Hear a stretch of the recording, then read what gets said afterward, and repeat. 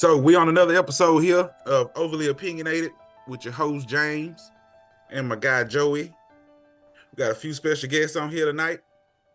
And before we get started, let's get the preliminaries out the way.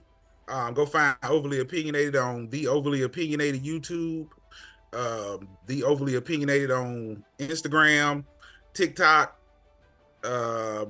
Facebook.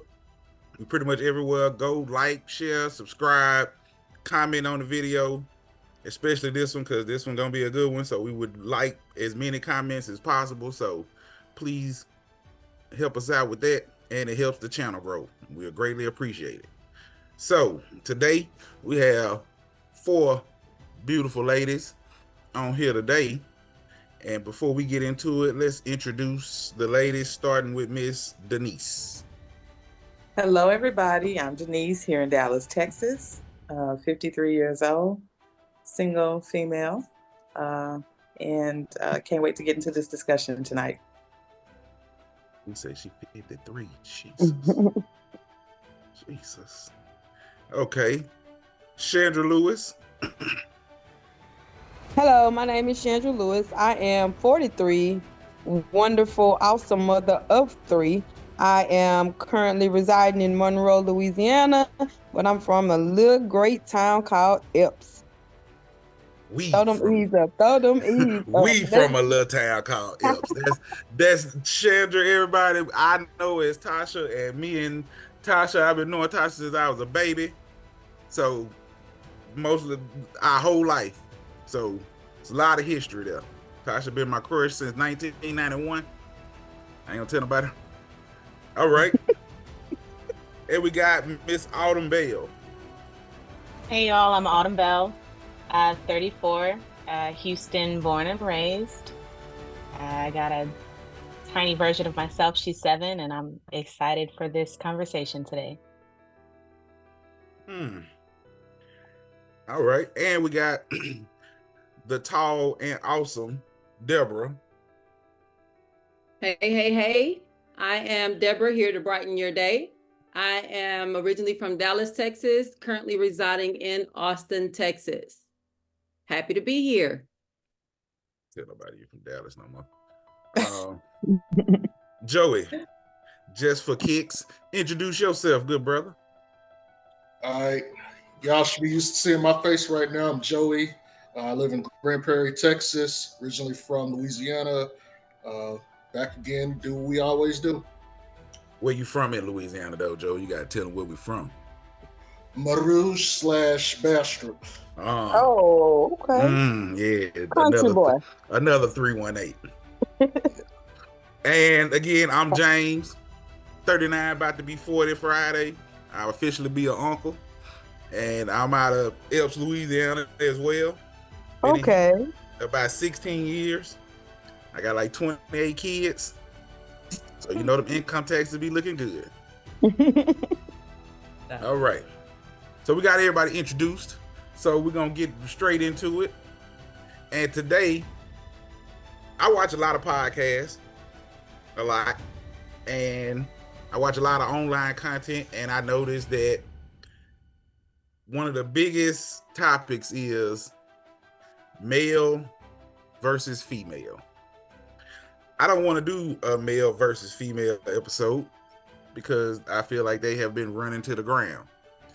I want to do, can we get to the root of the disconnect between men and women? Because there is a genuine disconnect, especially in the Black community, with Black men and Black women. This conversation gonna get really tough. Somebody might not be my friend when they leave here today.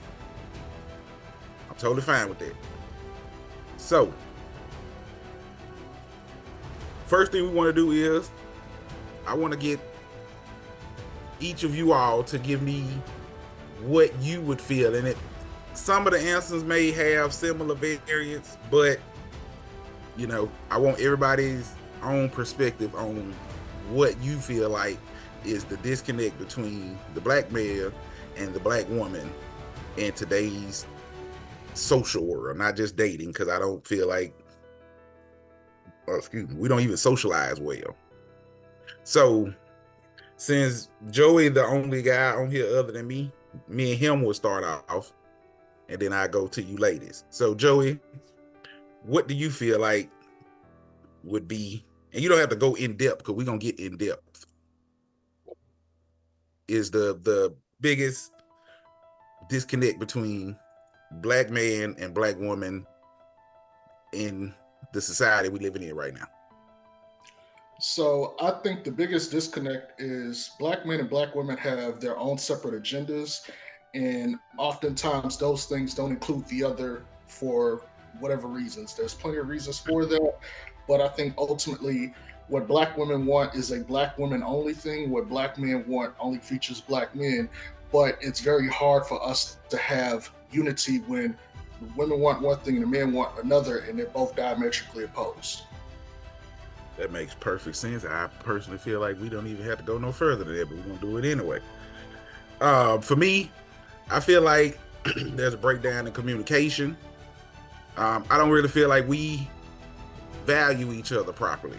I feel like we've gotten to a point where the Black woman values the Black man as a wallet, and the Black man values the Black woman as a fat ass. This is where we at with it, and we're not gonna be able to move past that until both sides find a value in each other beyond those superficial things. Now it goes deeper than that when I say wallet and a fat ass, but that's the premise of it.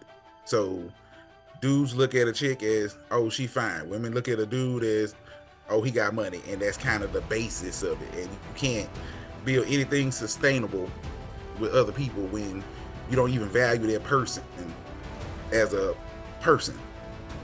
So that's my perspective on it. I just feel like we've developed this value system for each other that is not conducive to where we trying to go and what we trying to do. Tall Deborah, what do you feel like is the disconnect between the Black man and Black woman? You gotta unmute yourself first, Deborah. Yeah, my mouse wasn't moving, sir. I understand that. I'll say disconnect between Black men and women. I just feel like role reversal. I feel like a lot of our roles have kind of geared towards men are more feminine and women are more masculine nowadays. So. Okay, what do you elaborate on that?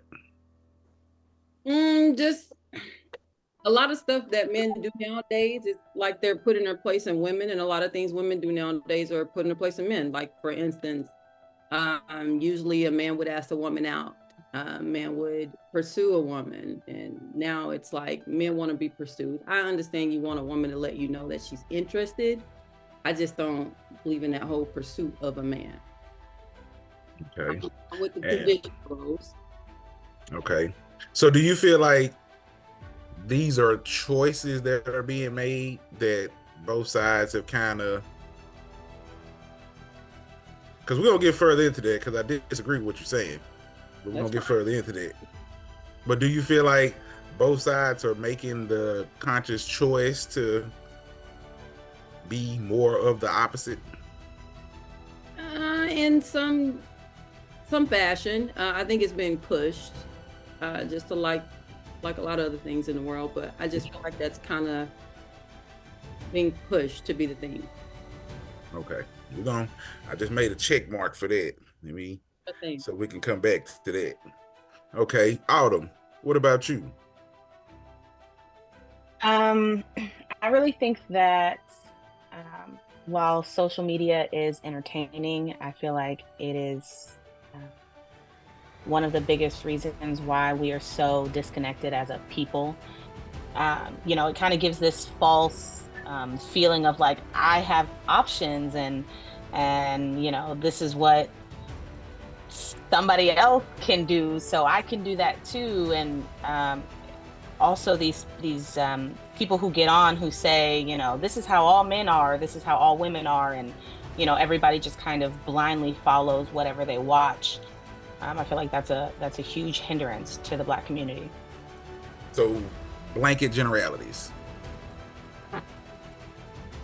Okay, gotcha. Ms. Denise. Hey. I personally feel like the disconnect is mainly on social media, basically.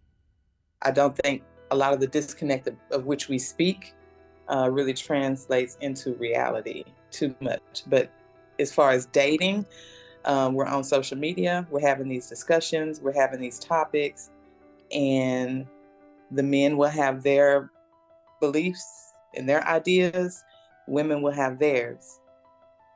Of course, there's going to be a disconnect because we're different, right? So the disconnect is not as bad as we think it is. I think it is mainly just a social media disconnect, first of all. And also, too, the disconnect is also when you perceive that everybody on the male side, and for men, everybody on the women's side, is not agreeing with you. So I think that part can play a part into a perceived disconnect. I do believe there's a disconnect definitely with some people, certain pockets within, the Black men and women group. But honestly, it's not as bad as we think it is. I can see that. Social media does magnify a lot of stuff, so I won't blame social media, but it does when you spend a lot of time on there, it does magnify certain things, and it kind of perpetuates it all day long. So it does seem like that's the norm. Tasha, what about you? Well, I'm gonna say the disconnect has been long before even now. Gender roles has played a huge part, not knowing the role of the gender or trying to magnify the wrong role of the gender. We were taught a lot of things coming up, and some of those things I hold dear to me. I'll say, and I know I probably offend a few people when I say this, but you know what? Women not knowing their place anymore. You got too much masculinity trying to run a household when and you were only designed to do certain things. You can't overdo it, and that's what come in because we quick. I'm gonna tell you like this: when we burned them bras and they told us that we can be equal and we can do anything that a man can do, a big change came about. Because although we can do some things that a man can do, we can't do half of the things that a man can do. Because one thing that a man does that we will never be able to do is think without using emotion. That's where the disconnect is. We are emotional beings, and no matter how hard we try not to be, we can be hard as a rock at times. But at the end of the day, emotions are going to show. So we're the weaker vessel. We can't look. I can go out and look to possibly hunt, but I can't hunt like the man. He already got it figured out. That's where the disconnect is. The disconnect is I want to be you so bad to prove to the world that I can be you, and I'm failing. So it goes with your communication, the lack thereof. That was pretty powerful there. I was glad to hear a woman say that. I didn't want to be the one that said it. So now we have everybody's perspective. Now, before we move to the first topic, we're going to go back to what Deborah said. Okay, Deborah, when you said that your example of men being more feminine is they want to be pursued now.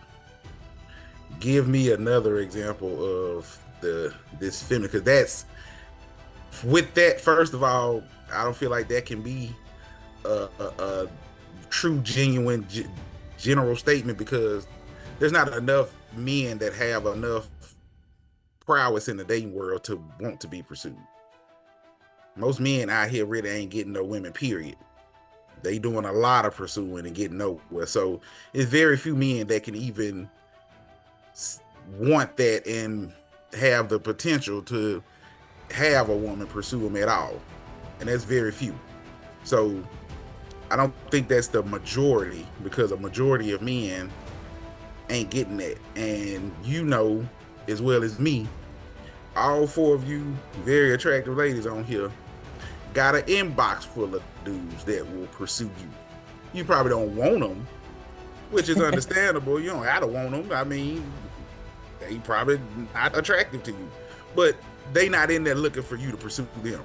The men that you feel like want to be pursued are the men that you actually want. And with that, do you qualify for that man? And is that why he feels like you should pursue him? Because if he feel like if generally, publicly, in the sexual market, he's a 7-8 and you're a 4, he's gonna feel like you have to pursue him if you're trying to get with him. So I don't think it's men that's actually on the same level as a woman that are looking to be pursued, because those men don't have that option at all. Like at all. And with what you said about the women becoming more masculine, it goes hand in hand with what Tasha said, which is, I don't think a male role actually changed. We still are expected to provide, protect, and lead. A lot of guys not doing it, so they're not following their role, but there was no push publicly for our role to change.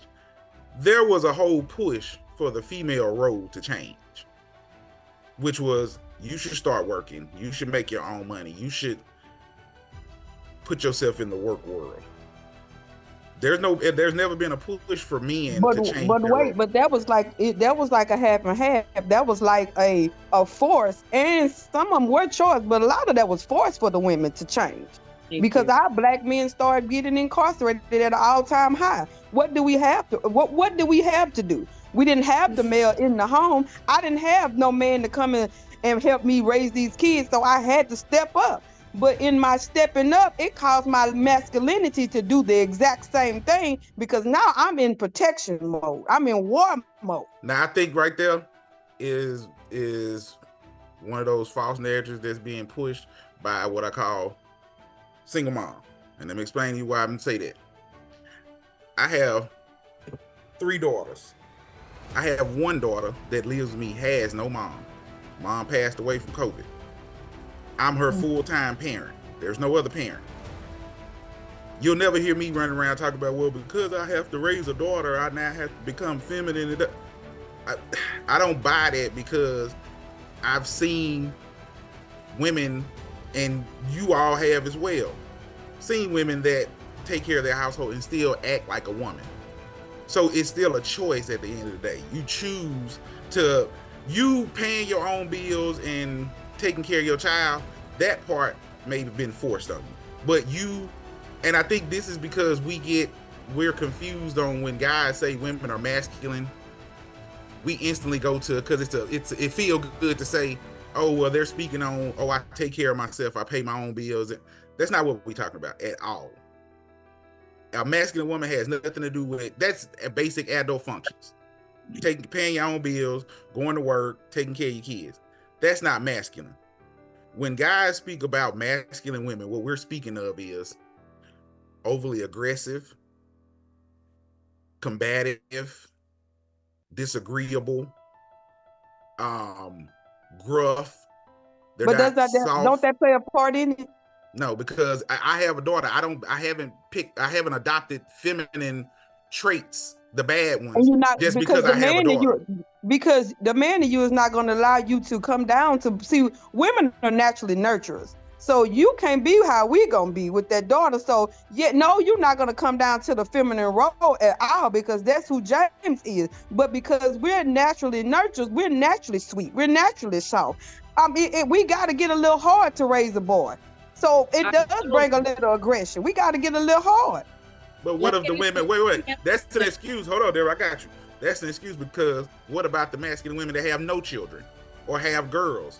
They're still, so what they've done is, femininity told women, you can be like men, but women just pretty much adopted the traits of the bad traits of masculinity, which is the disagreeable. You don't have to be disagreeable to pay your bills and raise your kids. You don't have to be combative to pay your bills and raise your kids. You don't have to be aggressive to, that stuff does not come with it. Well, but disagreeable doesn't necessarily mean masculine. But Right, let me ask you this too, because it's been said that the fact that especially Black women raising kids, and that's why they're confused with certain things as far as their sexuality. And this is a conversation I've had with a few guys, and of course that blame goes to Black women.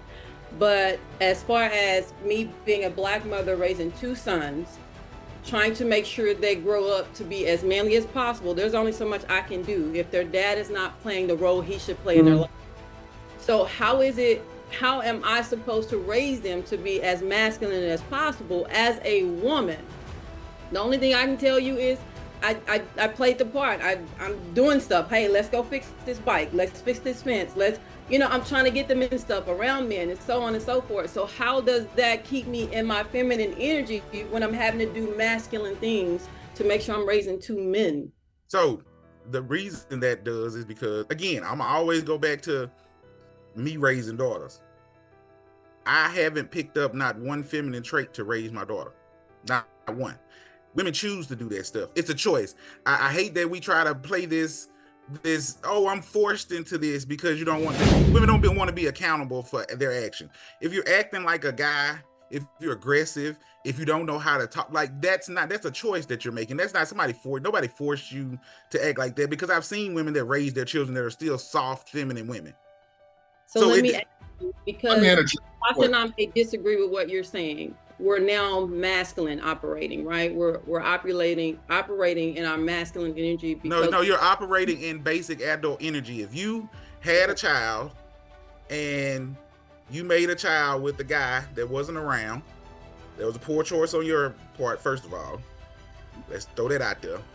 And when you made that poor choice, again, that the guy not being there, that's his choice. That's his fault. We're not absolving him. But you made the choice to have the child with the guy that you weren't married to, most likely, and you kind of created a single mom scenario. It was choices, and I feel like that's where a lot of this gets confusing, is because we can't ever get anywhere with these conversations when people aren't willing to say, "Hey, I made a choice to become.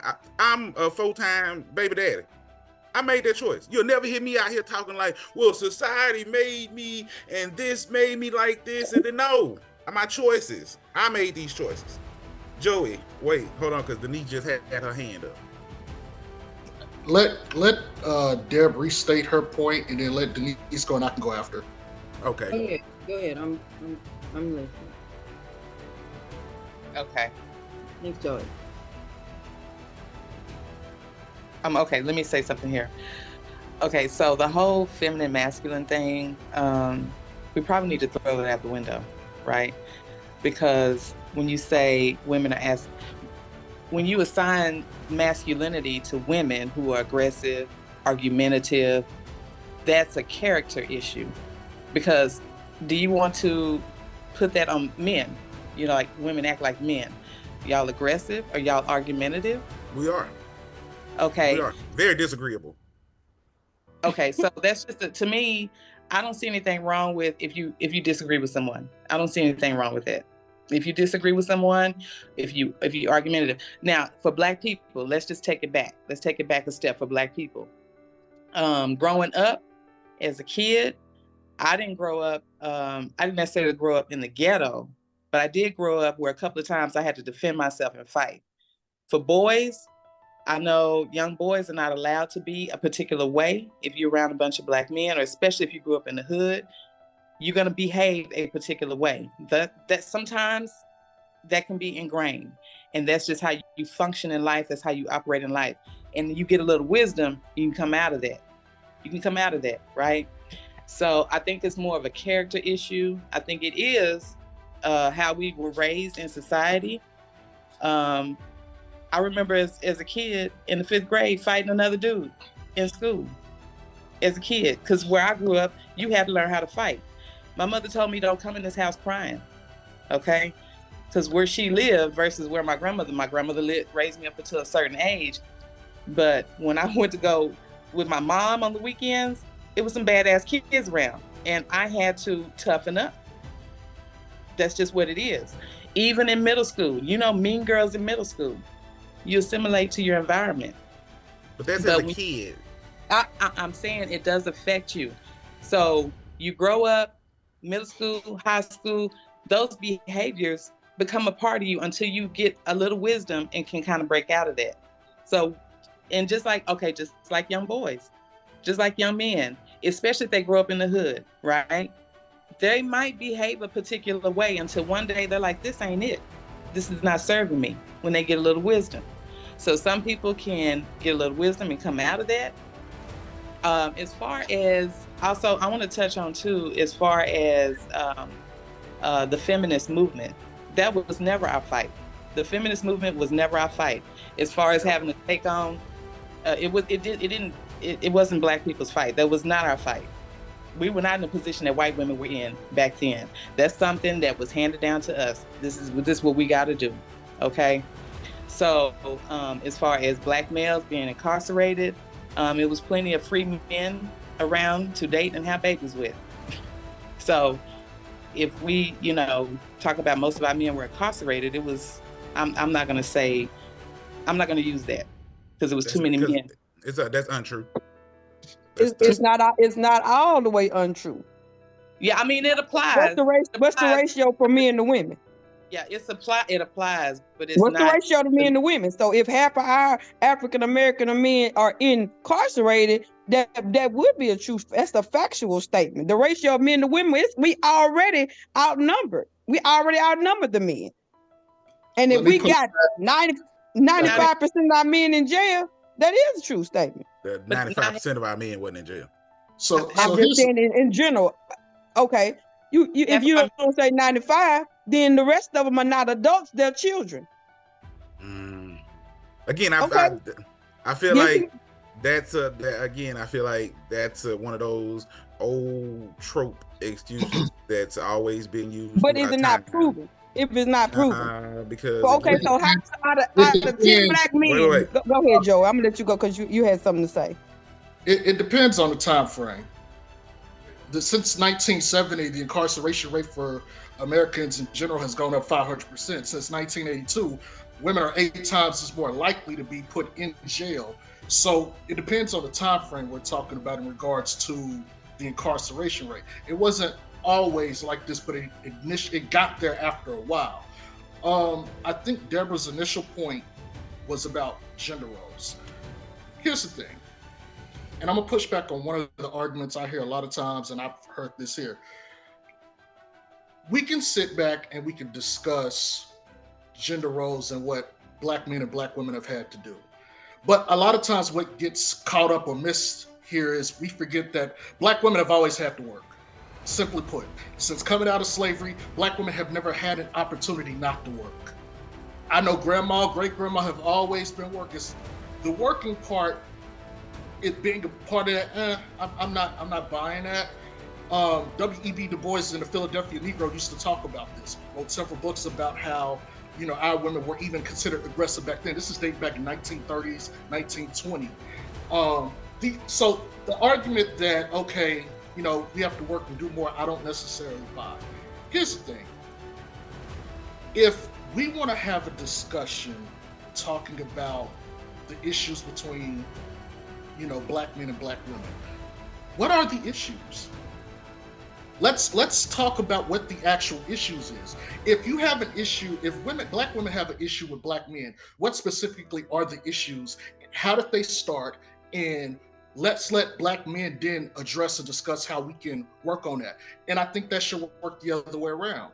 I don't want to sit here and have constant bickering and going back and forth on, femininity, all this other stuff. Look, I get it. You are what you practice. So if a man practices being feminine with his kids, guess what? He's going to be perceived a certain way. If a woman or he's going to have certain mannerisms. Same thing if we do the same thing with women. If they have to be a certain way with the boys, regardless of the fact, not everybody is going to be perfect, and we all have to pick a hill to die on. So if you're a man and you want to be masculine, don't make excuses for being masculine. Don't make excuses for doing your job. Period. If you're a woman and you want to be feminine, Don't make any excuses for having to do your job. At this point, we got way too many resources, black men and women alike, to make these changes. We like to talk about generational curses and stuff. Okay, go to therapy. It's that simple. Work on it. But if you don't want to work on it, I don't want to hear the excuses black men or black women staying put in certain emotional traumas and things. Let's move past that. Let's actually get to a point where it's okay, this is my issues. I've worked on them. I'm a better person. How can I be a better husband or father to the black community, to my kids, to my wife? Because we don't even have the marriage rates to even get into that at all. Like we're not even staying married. We're getting divorced at too high a rate for this to be a conversation of blah blah blah. Let's start working from the bottom up. Because right now it's just the black man ain't doing this. The black woman ain't doing it. Well, I tell you what, we're not doing anything. If you look at the numbers, we're definitely not getting together. That's big. And the divorce, the marriage rate between the black man and woman in the 50s and the 60s and the 40s, to be honest, we more than doubled other races. Now our divorce rate more than doubles other races. So there's been a big swing, because 40s and 50s and 60s, black people were getting married way more than any other race. Way more. The government plays a huge role in that, though. The who? The government. See, again, so the way y'all gonna have me with this is, I feel like I'm a big person on accepting your own choice and making a choice and sticking with it, such as what Joey said. So I'm just saying, they made it really easy for black women to remain single. You can have all of these benefits. All of these benefits will help you go to school, will help you get, keep food in your house, will help you keep a roof over your head, but you can't have a man in the home. That was the one stipulation. But they gave that same opportunity to other women. That wasn't just specifically, they didn't go to just the black women and say, hey, here's welfare just for y'all. No, it was for everybody. So again, there was a choice that was made. I looked this up. When the war happened, welfare was given because there were no men working. None. So the government had to subsidize. When men came back, for all and this goes to what Denise said, this was never y'all fight, ever. When the men came back, the white women, and I'm gonna say it, they had a plight. And it wasn't enough of them to get anything done.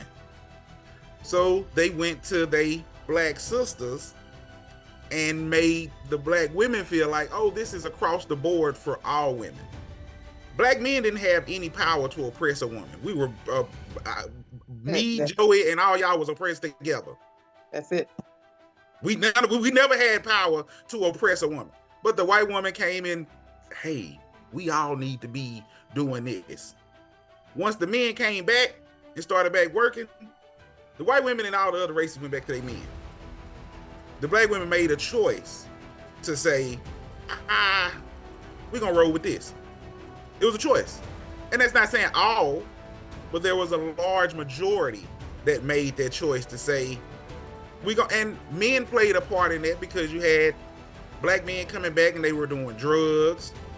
So they coming back from this war and they smoking crack and, drunks and different stuff. So it wasn't like we didn't assist with that choice, because why would I choose my dude that when he left, he had his head on straight and he came back and now he's smoking crack and he a drunk and he not functioning enough to leave. So that it made sense, but we're not going to pretend like it wasn't a choice. Same way us men not going to pretend that there weren't a lot of guys that came back on some, the war messed me up. I'm going to blame the war. I'm going to blame the man. I'm going to blame. And they came back malfunctioning. They didn't come back in the role that they left in, which was the strong man of the house in the community. They came back as society's push pin. That's what I call them. They started becoming alcoholics, drunks, going to jail, doing a bunch of extra stuff. So both things can be true. Yes, there was a narrative that was pushed, but that narrative was pushed to all women. It wasn't just exclusive to Black women. And But you just said it yourself that like the Black men came back as drunks and alcoholics. They were incarcerated more than any other race, so it just benefited the Black woman more to, you know, take advantage of the benefits that the government was offering and, you know, build herself up than to wait for a man to get right. so own that then. Stop making it seem like you're doing this and now these days men are forcing, because that happened with those women. You have women now in 2024 in those same exact roles. They baby dad ain't on drugs, he ain't in jail. It's a choice that they're making. So I'm big on choices and being accountable for your choices. I'm not big on blaming the society and nothing else. You make choices and you live with your choices, whether they're good or bad. That's where I stand with that. So that's why it's hard to get me to understand when we discuss, well, the government did or social media did, or I get those things play a part, but at the end of the day, we have a choice. You didn't have to do that. Like, that was something you chose to do. You sat back and said, I can have this man over here and he is an alcoholic and he smoked dope and he jumping on me, beating me up, bad for the kids, or I can get this man out of here and take this government provisioning. Yes, one may be a better choice than the other, but it was still a choice. It wasn't forced on, because there were plenty of women that accepted the man, and you shouldn't have, but there were plenty. So you can't say it was forced on you if there are examples of women that didn't make the same choice. So I akin that to, well, I grew up in the hood, so I just did what the hood was doing. But if you know one person that grew up in that same hood and made another choice, then that debunks the whole I grew up in the hood, so this what the hood made me know, because somebody else that grew up in that hood made another choice.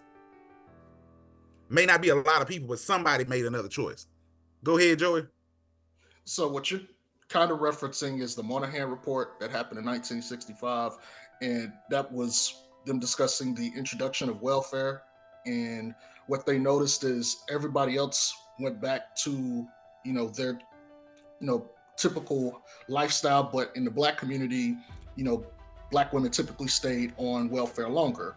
And that's why that report came along, to figure out what was the differences between African American families and traditional white families. And there were some things that came out of that. Now, I get the stuff and the arguments about war and all that other stuff that ended way before 1960s, 1965, 1970. Really, the war on drugs didn't start until like 1980s. 80. There were a lot of things going on in the Black community. Yes, Black men came back and they could not find jobs. Okay, a lot of the industrial jobs which we used to work as Black men, that's where we got our money, they started going away. Okay, so there was a lot of Black men that absolutely could not find work. But at the same time, when you've been a mother and your man had to go overseas at some point and fight, and those jobs are gone, and now they don't have that work, you have to make a decision. Have to make some kind of decision. So it's like, okay, do I stick by my man, or do I take these benefits and support these kids? And in some cases, there were Black men that chose to leave just so that the kids would be okay, because they knew that they was going to struggle to get a job. So it's not, to be fair, this is my pushback on you, James. This ain't necessarily all on sisters inherently. Oh, but no. I get the point that you're trying to make out of this. But we also have to keep in the context of stuff the way the situation happened back then. It wasn't just, okay, we're just choosing the benefits, because there were Black men that said, you know what, the benefits outweigh what I got right now, so I'm going to let you have that, and I'm going to step away. And what the government did, to Autumn's point, they compound on that. That's what they added more benefits. Industrial industry, which wiped away jobs. And then what happened? You got to get educated to get jobs. Black men were never the ones getting the education. That was always our women. And so now we got to get used to going into school and getting educated and doing these things, okay? But that took time to get there. The war on drugs took Black men out of the homes. for sure. That happened in the 1980s. Okay. But what that all didn't happen, I guess, in a microcosm of time. That was like over the span of about 30, 40, 50 years and everything. But now you got black men going to school to get educated. So I guess my question would be, does that change, ladies, your perception of the black man that you're dealing with? Or do you still find issues outside of that? Good question. Now, what we want to do now is we actually all got together, and the men and the women, and we compounded a list of things that we feel like add to the issue with the black man and the black woman. Deborah, you weren't on that call, but you read the itinerary. So, first thing I came with was communication. So we're gonna start with communication, and we want to discuss the difference in communication between men and women. And I have here the differences between male and female. This is not delegated to black or white. This is male or female communication styles. Men tend to be more directive. Besides they use more simple words. On the other hand, women were more expressive and polite in their language. In addition, they use more gestures, words signifying feeling, emotional, and psychological state. As a guy, when I talk to Joey, those conversations are different than when I talk to Deborah, because I understand that men and women do not communicate the same. With two men, especially in a conversation of conflict, if I sit down across the table from Joey and I'm talking to him, as a man, I know, because men are violent by nature. We are. That's another thing I don't think women realize. Men are destructive, violent creatures by nature. Always has been biologically. It's not something we choose, it's biologically in us.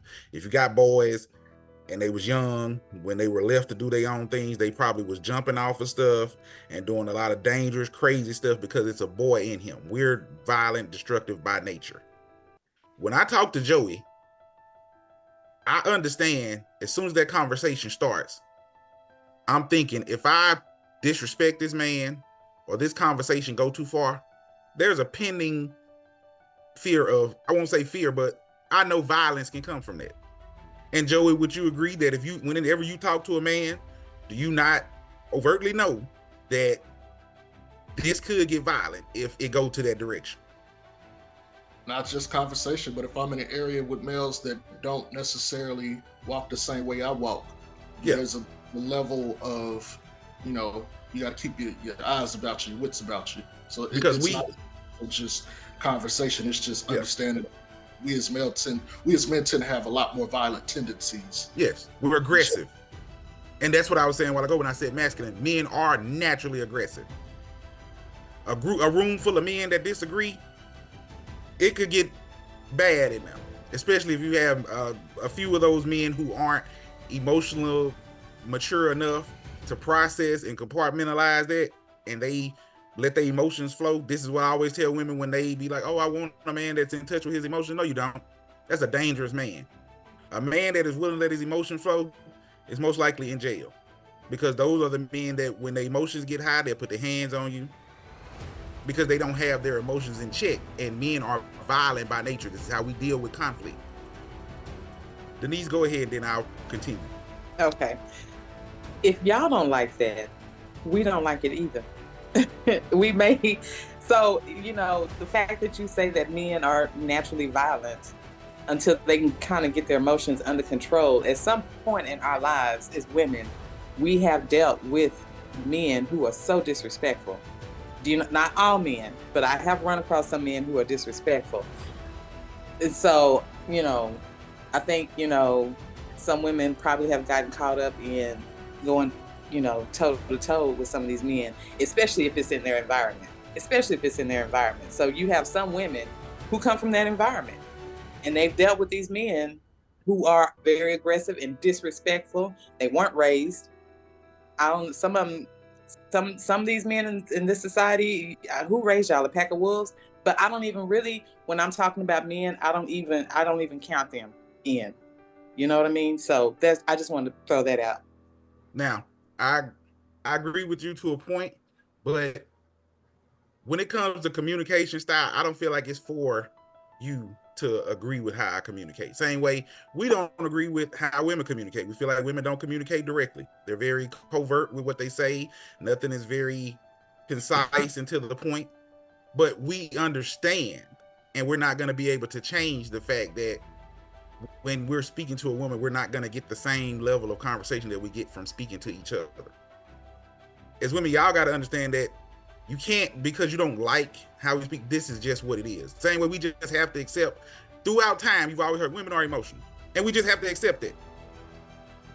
Women just got to get to the point where there's some stuff about us that whether you like it or not, because we don't like talking about astrology signs. I don't care about that at all. But because if I'm talking to my, but most don't. But if I'm talking to my sister and that's something I'm not gonna dismiss because, I don't like. So you just have to understand, when it comes to conflict between men and women, if me and you are arguing in the world we live in, the way I handle conflict is completely taken off the table, which is, you disrespect me, I'm finna get violent. This is just what we do. We're in this society where I'm not allowed, nor would I, but I'm not allowed to get violent with you, Denise.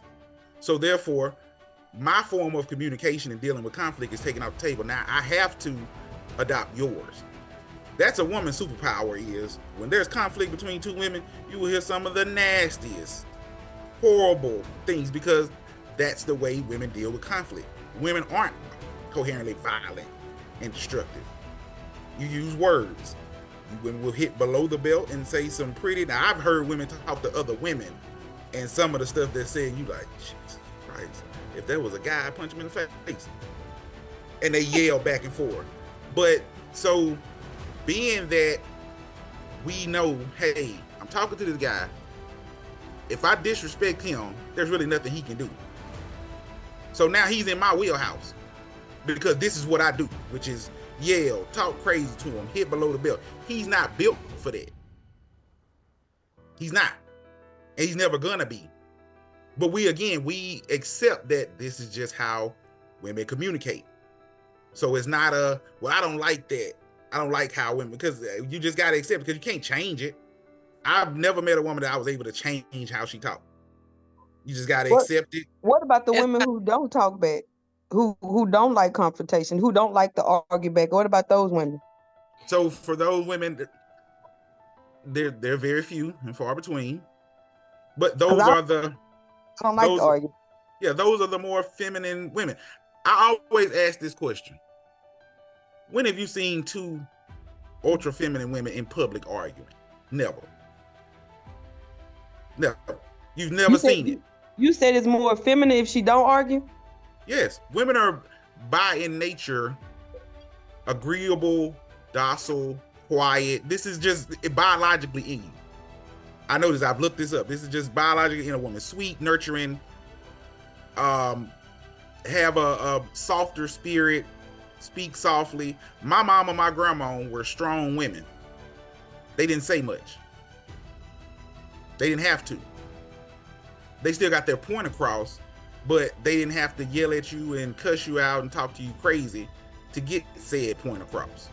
I think we talking about two different things. I'm talking about to the fact that I don't want to argue with you. If you offend me, I instantly want to fight with you. I don't want to go back and forth with you. I don't gotta say nothing. I'm not gonna tongue lash with you. You offended me. Let's get it up there. Now I wanted you to say that, and I'm glad you said that, because I know you and I know Tasha, and she and Tasha, believe it or not, that's a masculine trait. I mean, because that's how men communicate. That's how we deal with conflict. And I can believe this. So that's why I was saying. But then too, to go back to what you were saying, everything was by choice. When even though we get the choice we make is by the example that's before us. Although it's my choice, It's my choice. But if this has been my example the whole time, I mean, honestly, I'm thinking, do I have another choice or do I know of another choice? Because this has been the example before me. No, Although it's my choice. if listen here, if that's like you were saying, you're not gonna go back and forth with somebody. Mm-mm. You're just gonna fight. That's conditioning. That is conditioning. I'm telling y'all, that's conditioning. That is, you got that from somewhere, right? Especially, I'm saying, I'm gonna go back to when we were growing up, Upbringing. kids, Black girls, and how we were raised. I didn't see white girls fighting like we fought back then, unless they were considered trailer park trash. Do you know what I mean? Correct. Oh, that's conditioning. And so when you grow up and you are wiser, you know better. You do better. Some of this stuff we have to shake off is just basically conditioning from our environment. So that's what we're working. That's where the disconnect is. I think if we can understand how people were brought up, society does play a part of it. Your environment plays a part of it. And, like Joey said, sometimes you have to get therapy when it's not working for you, when it's not serving you anymore. You have to realize that, and so, I think that it's just conditioning. Like Joe, like he was saying, you will go back and forth with a man. If he says something disrespectful, you be prone to punch him in the face. Not all men are like that. No. Not all men are like that. No, Denise, let me explain something to you.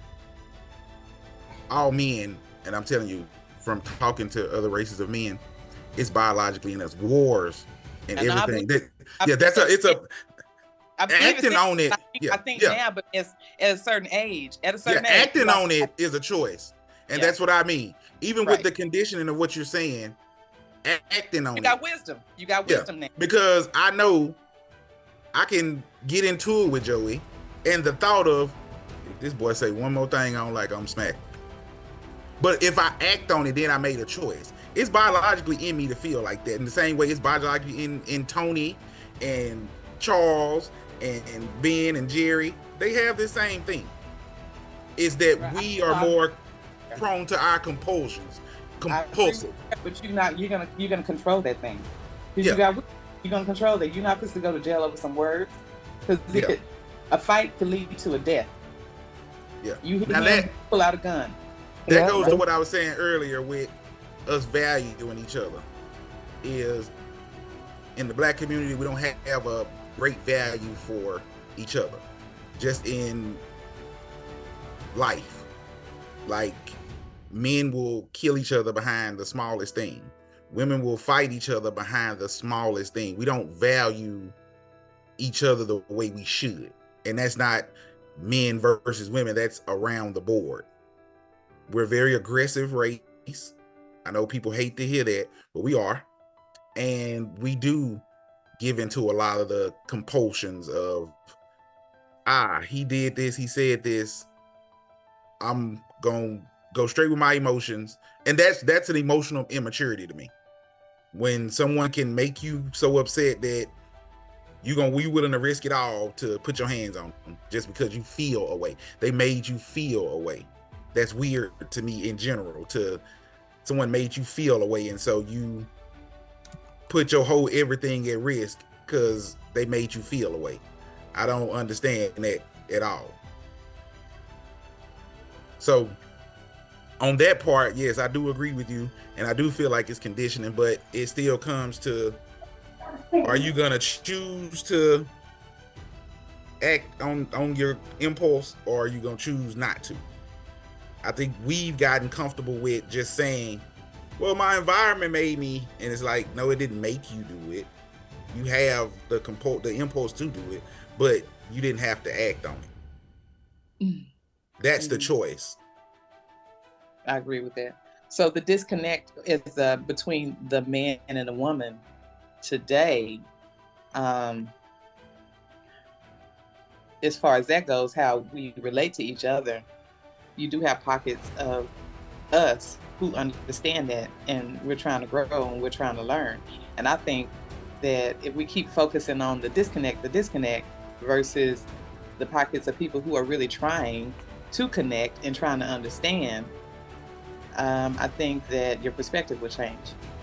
Yeah, but there's more people that are disconnected than connected.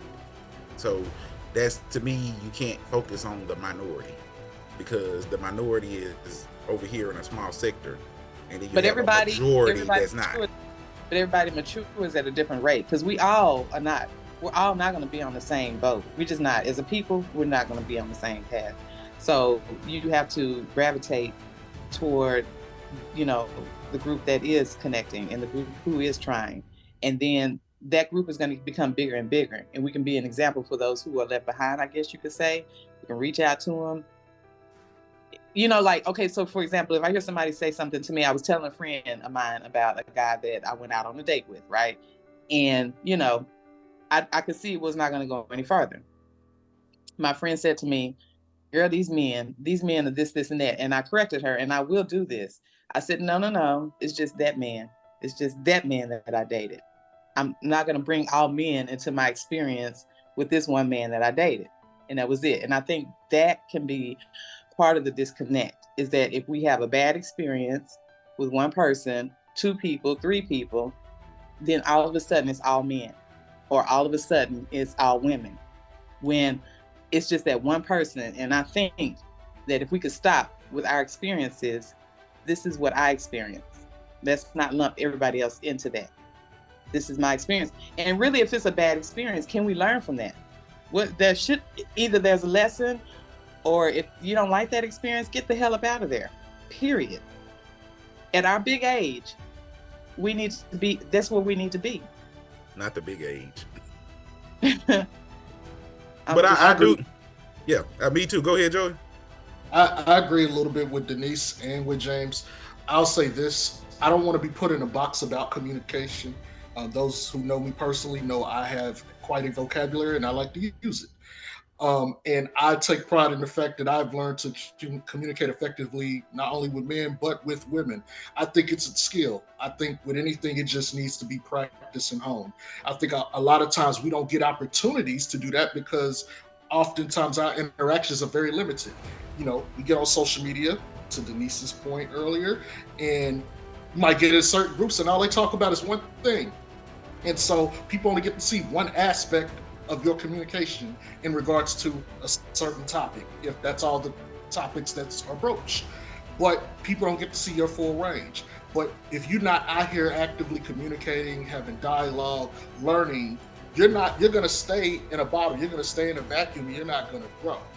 So I don't want to sit here and say, yes, there's certain things that we have natural affinities with, but I think also men can learn to communicate in a better way to women, and I think women can also learn to communicate more effectively to men. I don't think we should take things personally, and I think that's probably the biggest thing. We've learned to internalize and personalize comments or statements that people make.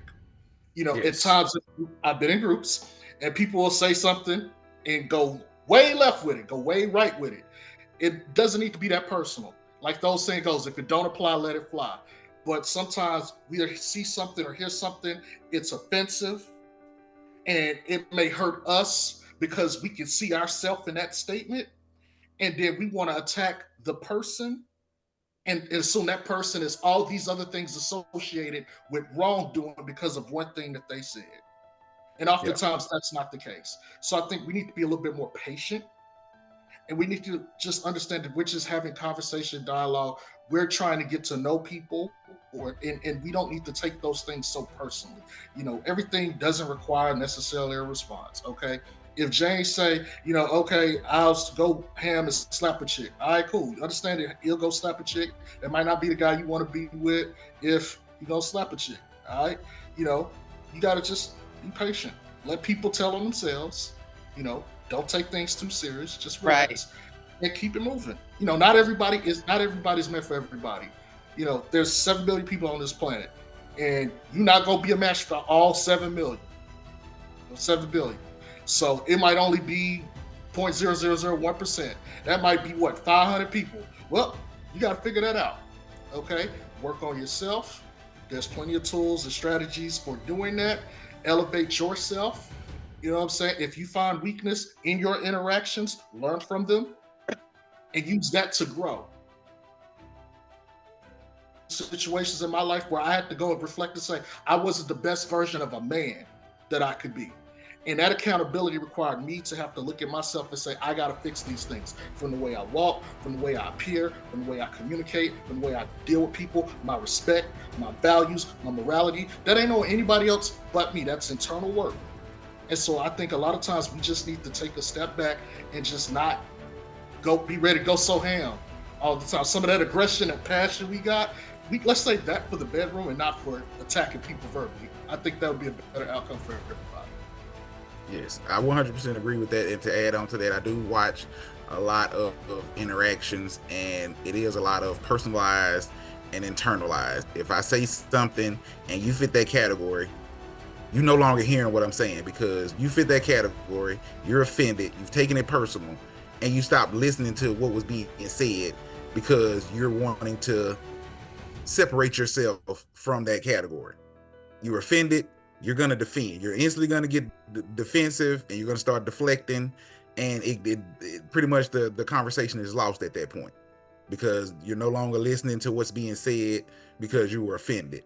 So I 100% agree with that. I feel like on both sides, we can't take everything personal. And then also, to add to that, when it comes to communicating on social media, is we can't have a general discussion.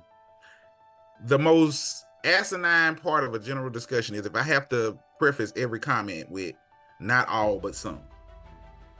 I think that is the most juvenile thing because we should all know that if Joey say, hey, well, women do this, I instantly feel like, okay, Joey don't know everyone. So there's no way he's speaking on all 20 million, 200 million women. He's speaking from his personal experience. So when you have to always go, well, not all, just some, to appease some people because they are offended, you can't have general discussions like that. I speak in generalities.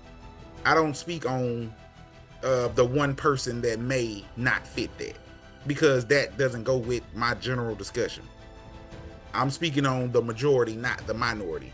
And I found it, and again, from a guy that has 4 sisters, when I talk to my sisters, that's an issue I run into is I'm having a general conversation with them and they're constantly going to push it back to their own personal experience.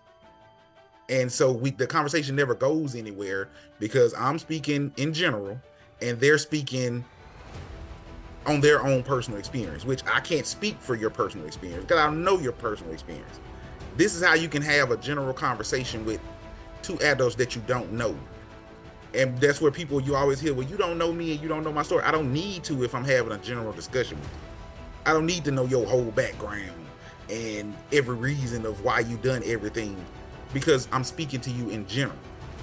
I only need to know that if I'm having a personal conversation with someone that I'm already affiliated with or I already currently know. But to just meet Denise for the first time and we're just having a general discussion, I don't need to know Denise's whole background. Like there's no point in that if we're having a general discussion. This is gonna sound horrible on the men part, but I'm gonna say it. I'm a guy. I think I speak very well.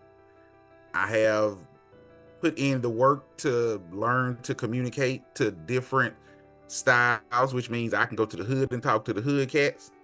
I can go in corporate America and talk to Bob in the boardroom and everything in between.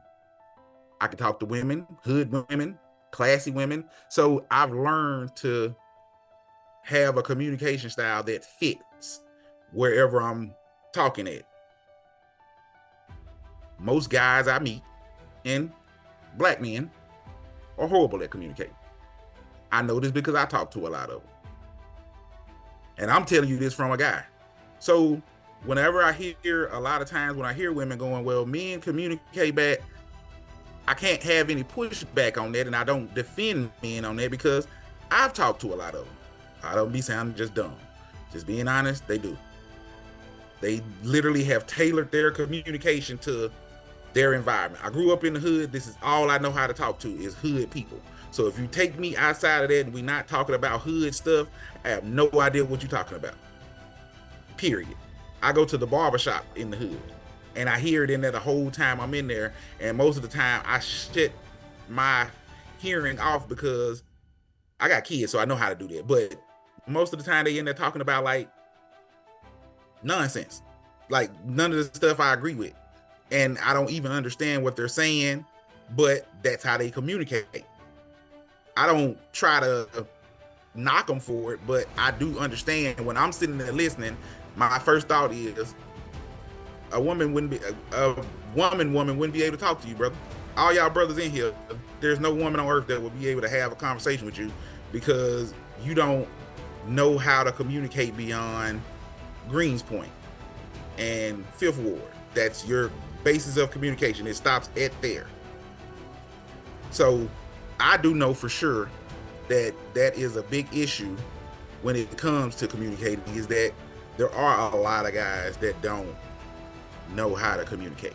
And that comes with what Denise was saying, which was conditioning. They never learned to talk. Nobody really had conversations with them. They pretty much stayed in that one environment, so they've never stepped outside of that to even have an outside conversation with anybody. So they have no idea how to talk to you or me about something beyond what's going on in the hood. Period. So that was my 2 cents on that, because I do feel like that needs to be said. And most of the time I get caught up in people say, well, you just ride for men. No, I don't just ride for men, because I do be talking to guys, and I promise you, sometimes I've done the whole as they talking, because I don't know what you're saying, and what you're saying makes no sense to me. and I'm feeling like, wow, this is what women have to deal with, like talking to this guy, and he just made my head hurt.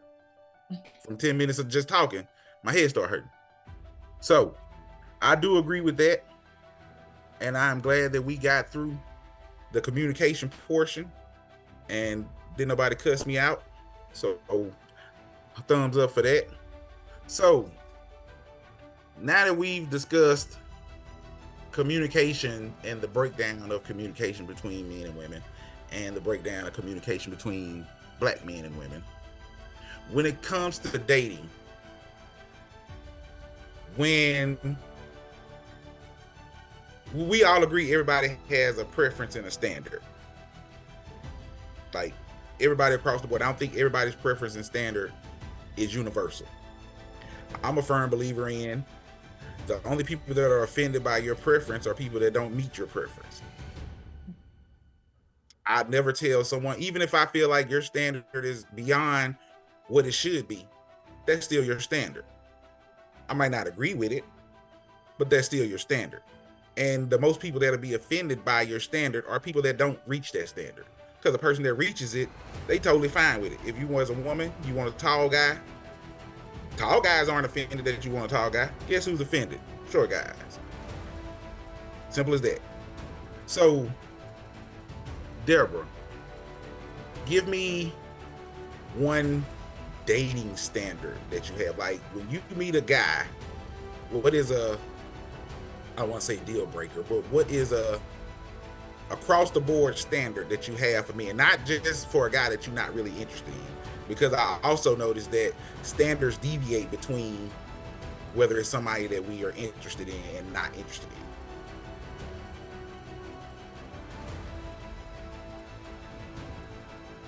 So what qualification I would have for a guy that I'm interested in is your question? Yes, a guy inboxes you or meets you out at a bar and he approaches you. What is one of your top standards?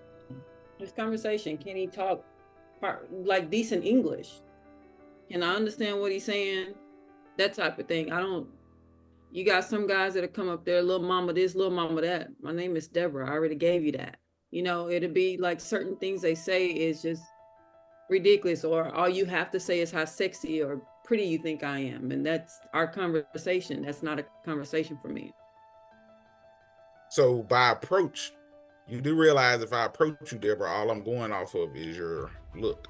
Like I didn't know. I don't need you to constantly tell me how sexy. Okay. I got Okay. that the first time you said it in this conversation. I don't need to Okay. read 4 more of the times.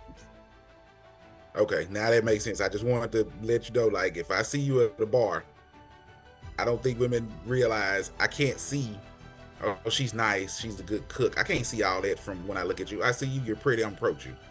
Now, you're right, I don't have to continue with the physical compliments. So now I get what you're saying. Okay, that makes sense. Denise, guy approaches you. What is your basic standard? Okay, my minimum standard is a mature, grown, healthy adult male. So you need to be your own place. You need to be single. It's like Deborah said, you need to know how to communicate. Let's just say he sends me a message. I can already tell, like, based on whatever message he sends me, if I'm going to be interested or not. So maturity, those are like my minimum standards. You know, you need to have a job. You need to have your own place. You need to have retirement. So I'm of a particular age. So these are my minimum standards, right? So I'm just gonna start with that pool. Okay, and I personally feel like those are very minimal. Like, that's the bare minimum. That's not asking, requiring a lot at all. So, and if you meet someone that does feel like that's requiring a lot, that's most likely because they don't have some of those things. Right. Just being honest. Autumn. So you're a little younger, but I also feel like the standard will kind of be similar. So what is your initial standard when a guy approaches you? I mean, yeah, same thing that Denise says. It's kind of like a bare minimum of having your own job and place to stay.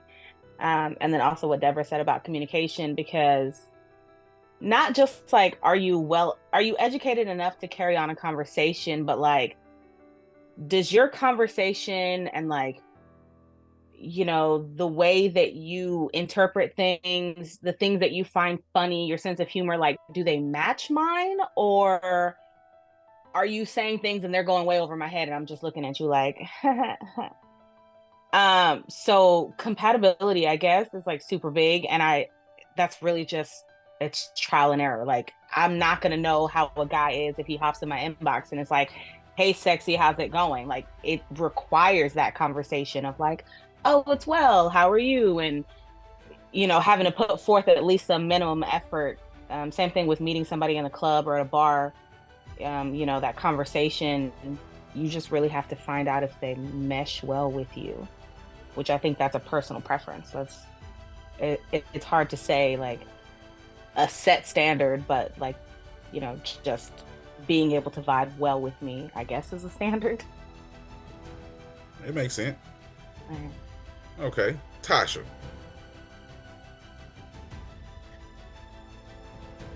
I pretty much agree with everything that's being said. Don't want to have to reiterate it, but one thing for me that I just don't tolerate is smokers.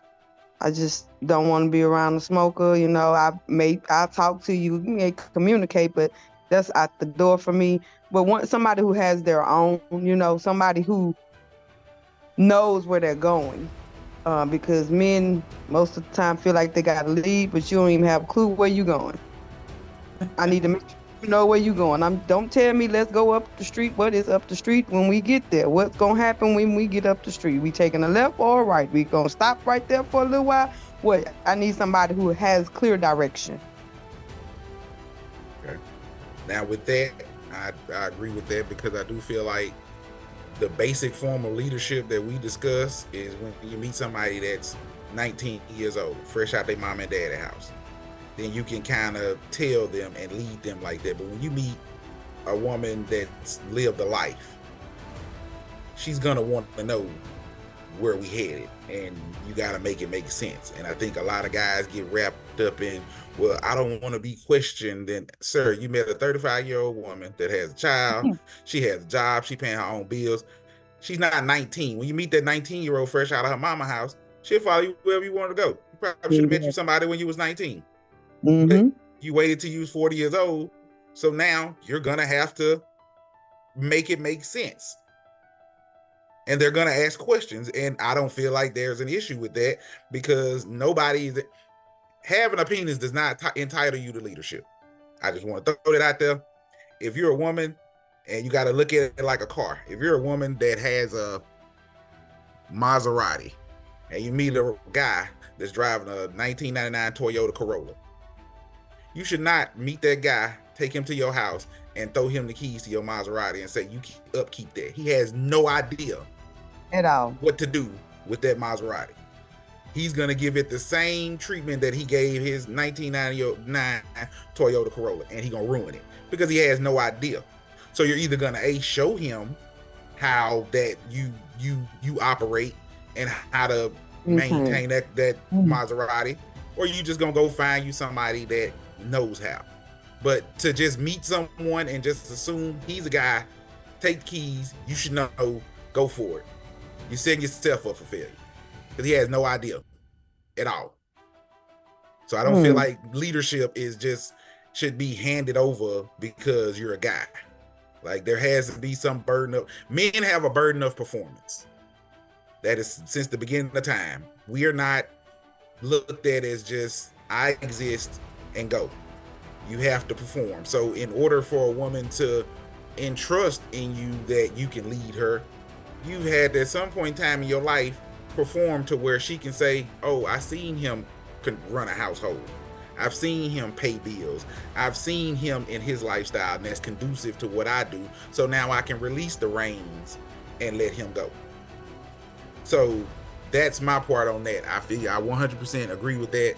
And I don't feel like there's this just inherent, hey, I'm a guy, I meet you, you just let me take over and I'm gonna run us to hell. That should not ever happen. Okay. I don't feel like a lot of women get caught up in that. They meet a dude out the hood and bring him into their house and they expect him to leave. You met that man on his uncle's couch. He ain't never led nothing. Nothing. You ain't never seen him do nothing. So you're expecting a guy that's never been a dinosaur or seen a dinosaur to become a dinosaur. It ain't gonna never work. Joey is a guy, and this is gonna differ because Joey is a guy, so he's the approacher. So what is your basic standard of when you approach a woman? And we're gonna leave looks out because we know that's the number one.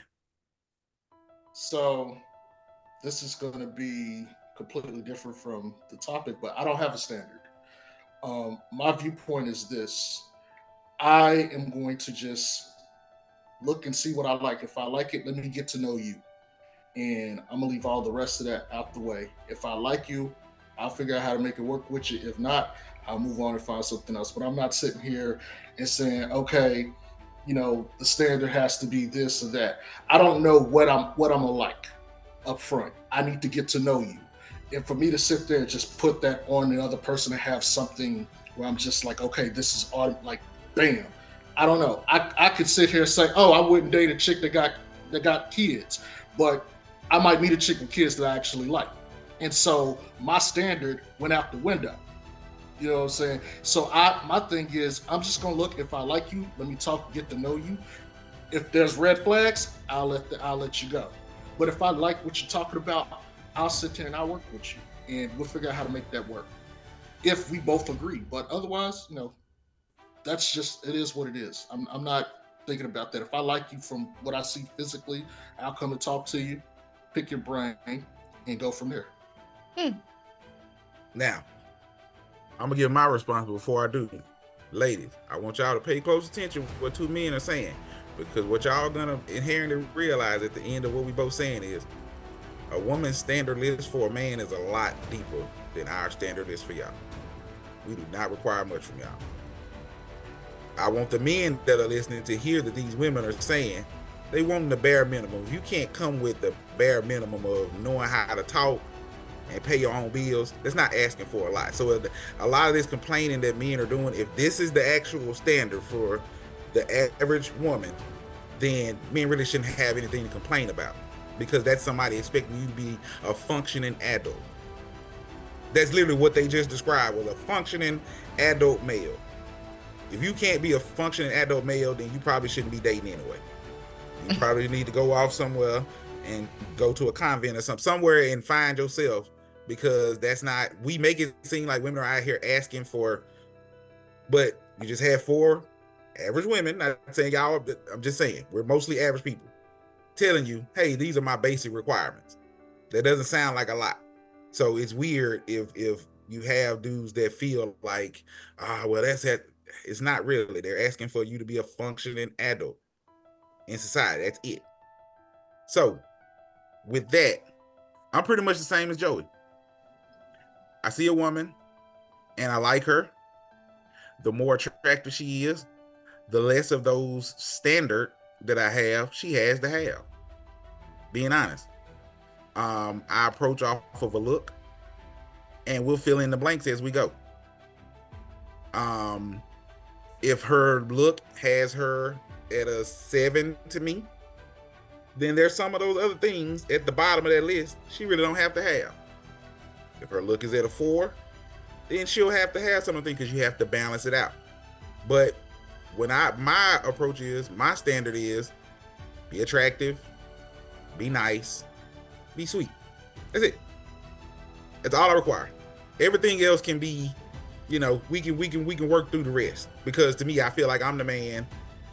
At some point in time, if we're gonna be together, I'm gonna end up being the leader. So most of that stuff, I want to be able to. I don't expect you to come in and know how to deal with me. So I'll show you how to deal with me if I feel like you enough. So be attractive and literally just feminine, attractive, soft woman. I don't want to feel like I'm talking to a guy. So if we sit here, I don't want to talk to a woman that I'm attracted to about politics.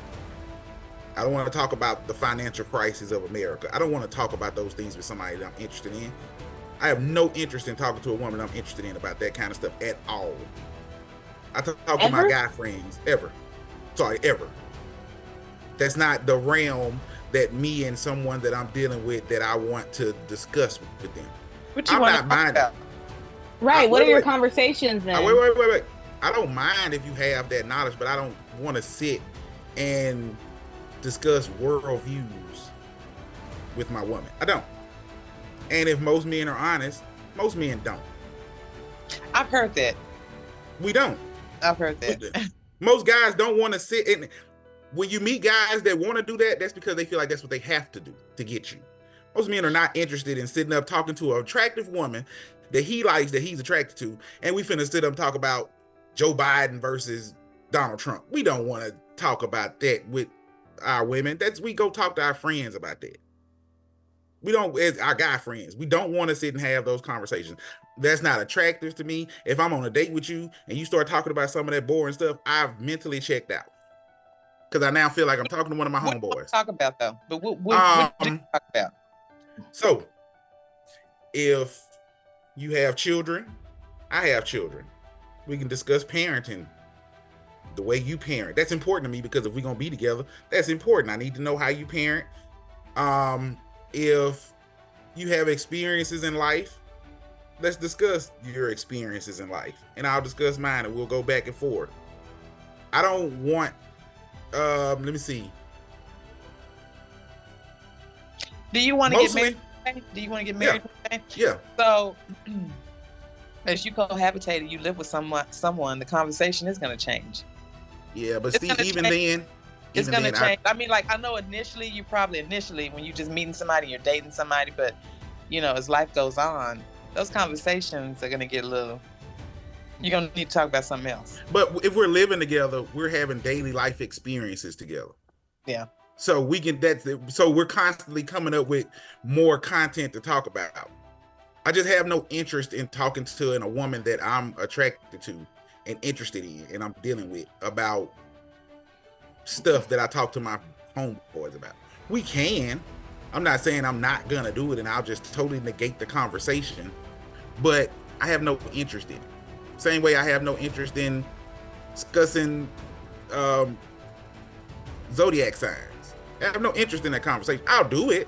I have no interest in that conversation. I don't sit up and talk to my guy friends about zodiac signs. If I meet a woman. Let me ask this right quick. I'm sorry, I hate to interrupt, but let me just say this. I've heard some men say looks aren't everything. what else do you have besides your looks, right? That's a So lie. for some, but I mean, that might be for those men though. That's a lie. That's when you say looks aren't everything. No, not that. No, they're attracted. Like looks is a big part. Like, okay, I'm attracted to this woman. This is what I hear a man say. I'm attracted to this woman. But then they say as time goes on, there's nothing else to her but her looks. You've heard men say that. Mm-hmm. I've said it. Like there's not that much going on up here. What is it when you're attracted to someone who's smart? What is that? What's that word? Sapiosexual. What is it? Sapiosexual. Yeah, sapiosexual. Yeah. I've never heard a guy say sapiosexual. I just want to throw that out there. Never. No, I got all the vocabulary words. Yeah, I know, because you ain't never said it. I've never heard that's one of those female terms of I'm a sapiosexual. I'm attracted to conversation. Are you really? If you're having a conversation it's stimulating, and some women are more turned on by that. But are we being honest? And this is where that honesty kicks in. Punch to the chest. If you're having this great conversation with this guy that makes $20,000 a year, sleeping on his uncle couch, all the great conversation in the world is not going to make you talk to that guy. Am I lying? Not the only thing that. But I'm asking you a direct question. Yeah, true. If you meet a guy, I don't care. If you he have got a great the greatest conversation, if you only making $10 an hour, your odds. No, that's you're not even up to my minimum standard, and I shouldn't even want that. You can have and there's nothing wrong with that. Yeah, you can have a great conversation, but what I'm saying is men who are smart. There is a such thing as women who are attracted to men who are very smart. Something about that. And I think also too, part of the disconnect is accepting, really, if people are being genuine about that is true. There's some people, and there are some men who like a smart woman. We'll trade, and this goes to men and women not being the same. The great equalizer in dating for men is looks and sex. The great equalizer for women is money and status. Looks a woman too. will not as much. Looks too. No, it's not as much. Enough. No. That looks with attraction. As a woman, attraction. We got to be attracted to you. I'm telling you. Let me stop you, because how many? There's a disconnect there. How many unattractive rich guys do you see with the baddest women? The baddest. That if you took away his money and status, that woman wouldn't know he existed. Okay, so he needs somebody. So it's women that exist for those men. It's women who exist for those men. It's also women, and this can be a disconnect when you also men are not listening to what we're telling you. Not every woman has to have that status, because you got women who making their own. So a man that has all of this, okay, that's fine. But if he is disgusting, if he's a pervert, we still got to sleep with him.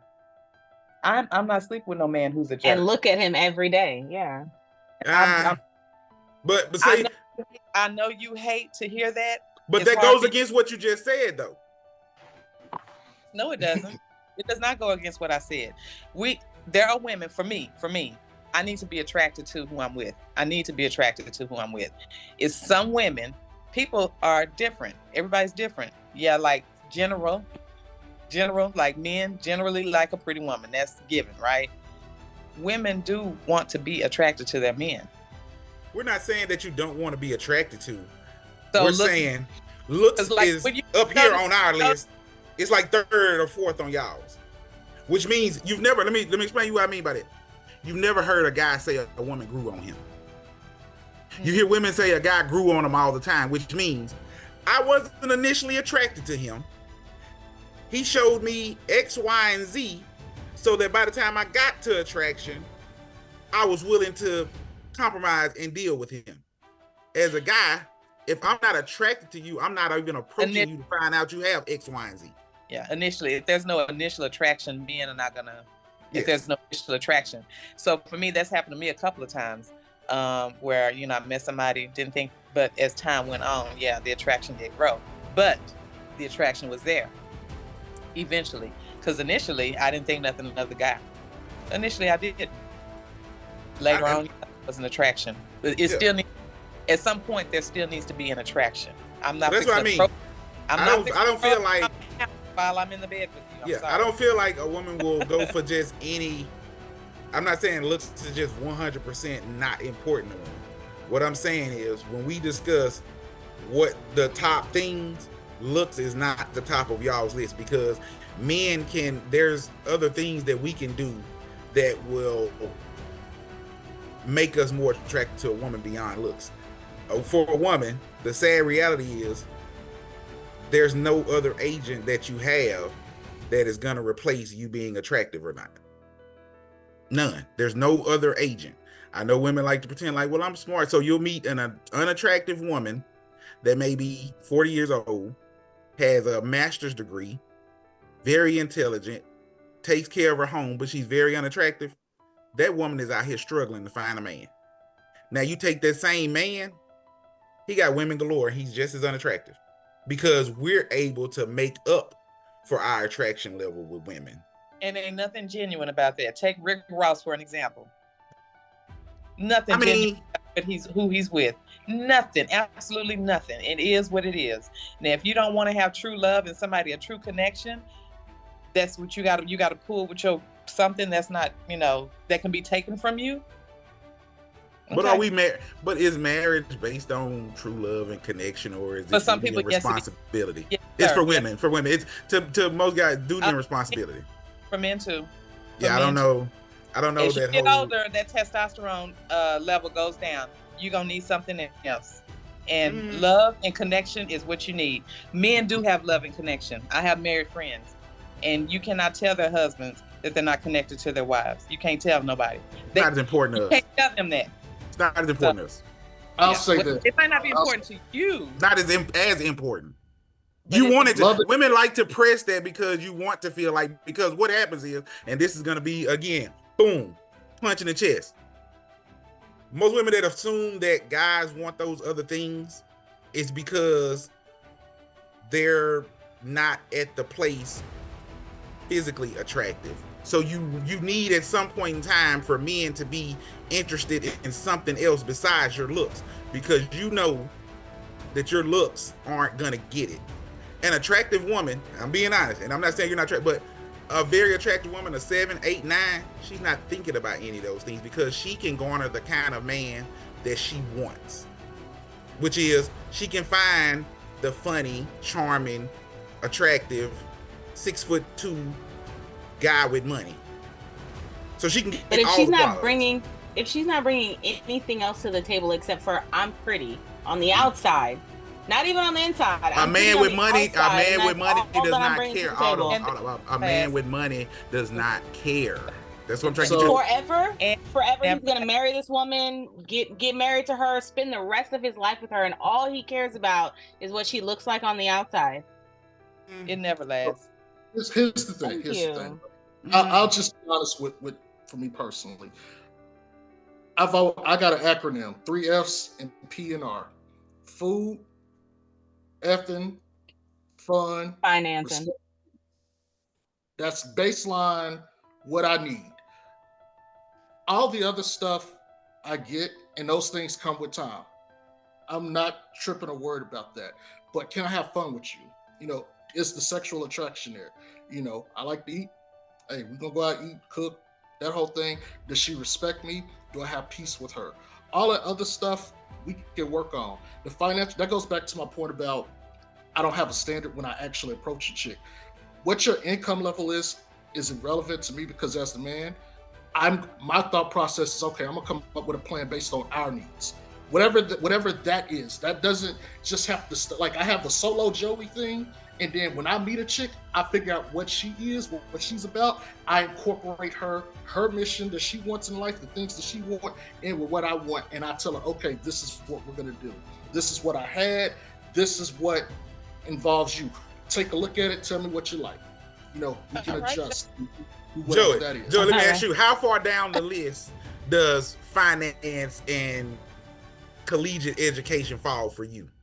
I mean, to me, all that stuff is a tool in the toolbox. Yes, is it helpful if you have it? Cool. But I really don't care, because ultimately we gonna work together and get this figured out. So I don't really care what your income status necessarily is on your education. My thing is, if you want to get educated, cool, let's get you educated. That's not a barrier for entry to me, nor is it a you can't be here either. To me, it's like, again, can we cooperate? If you expect me to be the leader and I'm coming to you with the mission, and I listened to you and I heard you out, heard your concerns, and put them out here and said, okay, this is what I want to do.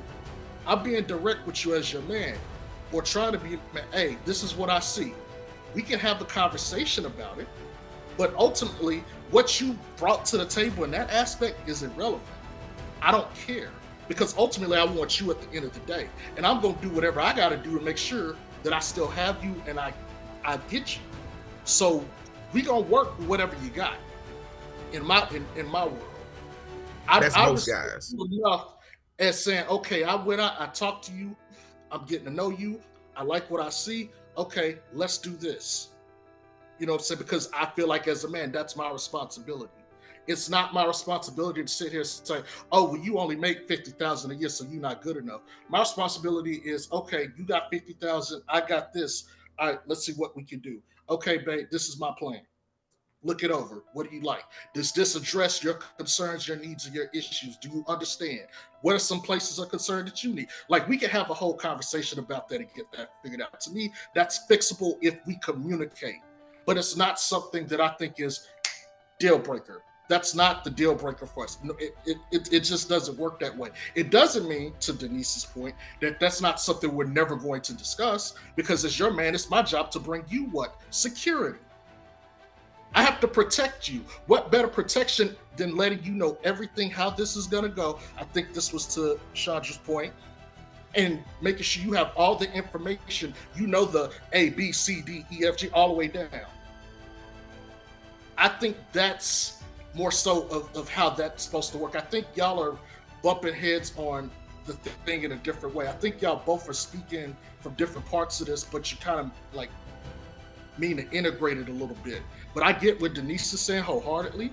I don't think there are men that hate a woman for having intelligence or be like, oh, I'm not interested in you because you have intelligence. I think more specifically, if you weaponize that in a negative way, but that's anything in life, if you weaponize that in a negative way to try to abuse me emotionally, mentally, or whatever, then it becomes a problem. The same way a man that can take his money and abuse you with it if you don't have your own. I think it's all centered around us trying to be to preserve ourselves, self-preservation, because we've had to in the Black community being in this country. And I think that is that's a theme, underarching theme of all this. And that's part of the disconnect where Black men feel one way, and then, you know, Black women feel one way, constant bumping heads, because I feel like she's gonna hurt me, and she feels like I'm gonna hurt her. And until we get to that point of having the communication, the conversation, and getting past all that, the therapy, like understanding for me personally, I know who I am and I know who I am not. I could better find a woman because I know who I'm not and who I am. And I would say as men, people in general, but particularly as Black men, we need to spend more time knowing who we are and who we are not, because that will help us figure out better women to target.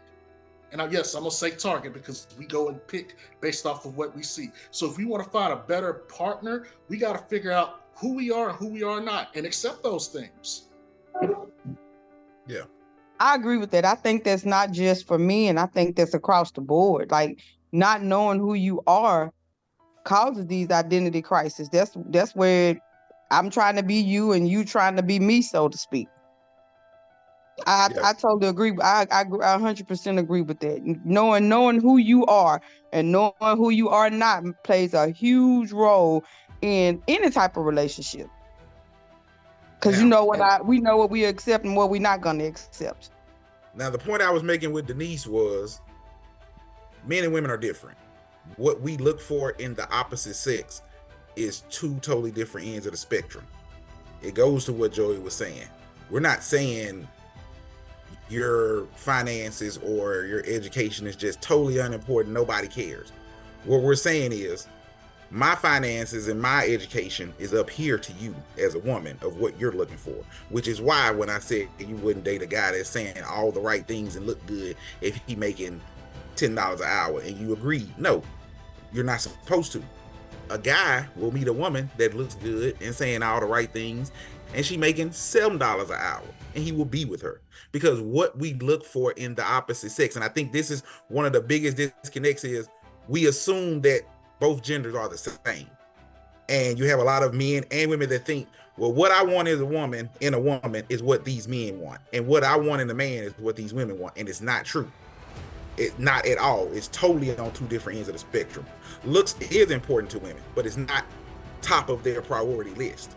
Same way finances and education is important to men.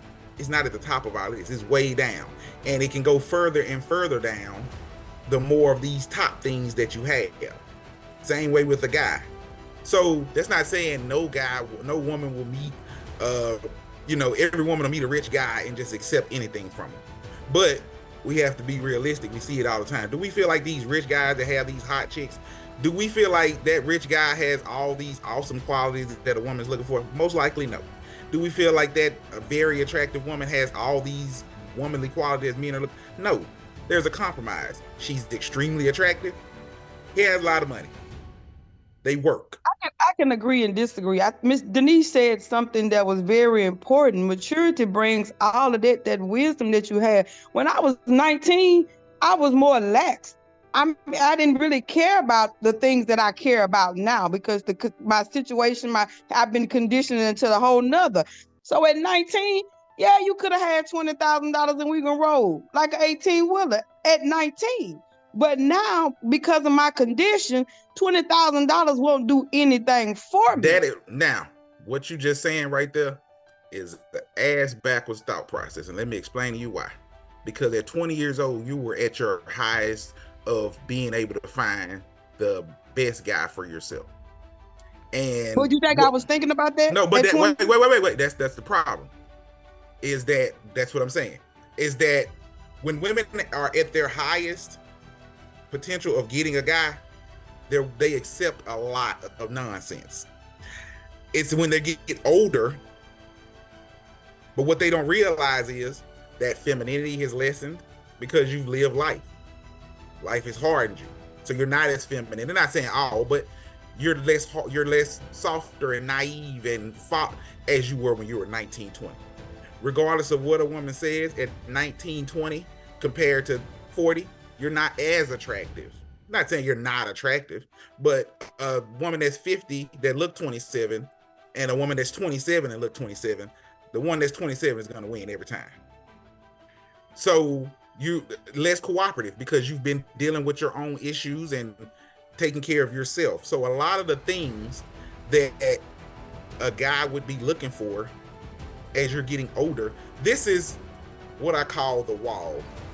And I see we've been on here for a very long time, so I need to get this out. There is a wall that exists in the dating world. There is a wall for both genders. We'll use this. This is the wall right here. Men start down here. Women start up here. Y'all start above the wall. We start below. Let me explain to you what I mean.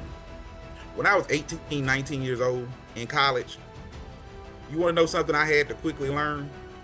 That the attractive women that could get the best looking guy, the best guys, they didn't deal with us. We weren't able to provide. We weren't able to secure. We weren't able to lead. And we had to accept the fact that most of the attractive women that were going to school with us was dating the guys that had their own car, money, crib. We eat noodles. They'll be friends with us. They'll kick it with us on campus. But most of those women are dating outside because they have the capacity to do so. And we as 19, 18-year-old men, that's a sucky feeling to know we both in here broke eating noodles, but you can go to the high-end party because you look good. You can get the guy that's pulling up in the Beamer to pick you and your friends up to take them to lunch. And we got to go down here and eat this cafeteria food if it's on our lunch card. This is a reality that we had to deal with, which was fine. We accepted. So what starts to happen is, y'all remember this imaginary line right here. This is me at 19. This is y'all at 19. As we start growing, my finances go up. My level of security go up. My leadership skills is going up. You as a woman, and I know this sucks to hear, Your femininity is coming down because you've dealt with different guys and had different situations. Your looks aren't as what they were when you were 19. You don't have youth because you're 40, and these things are gonna suck. But it sucks because women are having to deal with what we had to deal with at a young age. That sucked for us to feel like that. That the women we didn't have what they were looking for. We didn't. And no matter how much we complained about it, there was nothing we could do about it because we had to understand that that woman is attractive and she can go and get that 28-year-old that's working on the pipeline that got a house and a car and a crib. We ain't got that. And we can't compete with that. So as we're going up, our value is increasing in the dating world. As women are getting older, their value is coming down. So men are looking for youth, beauty, fertility, cooperative, femininity. As you're getting older, dealing with more men, you're having children, you're living life, you're working, you're losing a lot of those things. So by the time you're 40, you're not having no more children. Fertility out the window. You're not youthful. You've been through life, so you're not as cooperative and everything as you were when you were 19. This is what happens. That is, I don't know if that's, if you're like generally speaking, because I'm gonna give you some examples. My uncle, I'll never forget this. My uncle, he's of course my mother's brother. Him and his first wife got divorced, right? So at this time, I'm younger, so I'm in my 20s. I'm living with an older friend of mine at that time. I was going to TSU, and I was like, she's a teacher at the time, so she wasn't quite 30 yet, but my uncle was in his 40s at that time. And I said, why don't you meet my friend? And he asked me, he said, how old is she? And I told him. He was like, I just can't do it. I got another friend. Not every man has that mindset, Deborah. So again, Not Denise, every man has that mindset. But I men, get what you're saying, but again, I'm not speaking on. I'm not speaking on your own anecdotal experience. You may know a man or two. I mean, not every man. All men basically have the same. Do you want to get a 27-year-old at your age? Do you want to get a 27-year-old at your age? Ma'am, let me explain something to you. If I could get a 27-year-old that was super, yes. Most dudes. And the higher I'm going up. I'm just saying that not every man thinks like that. Not every man thinks like that. And I understand you want to feel like that. It is some men like that, true. And I have no problem with that. By the way, I have no problem with that. If that's who they want, that's fine. But not every man my age thinks that way. And you want to feel like that. And I understand. Because at 19, there were guys that wanted to feel like, oh, not every woman is going to go out there and find a guy with a job and a crib. But in reality, if she could, she would. A guy with a BMW. We were on campus having fun with the rest of it. And I was girls, by the way, but I'm just saying. What I will say, I know, and what I've noticed is that topic right there, you can only have that discussion generally with younger women because older women know that this has happened for them. So the quality of the man that you were able to get at 20 is not the same quality of man you getting at 45 years old. Just not.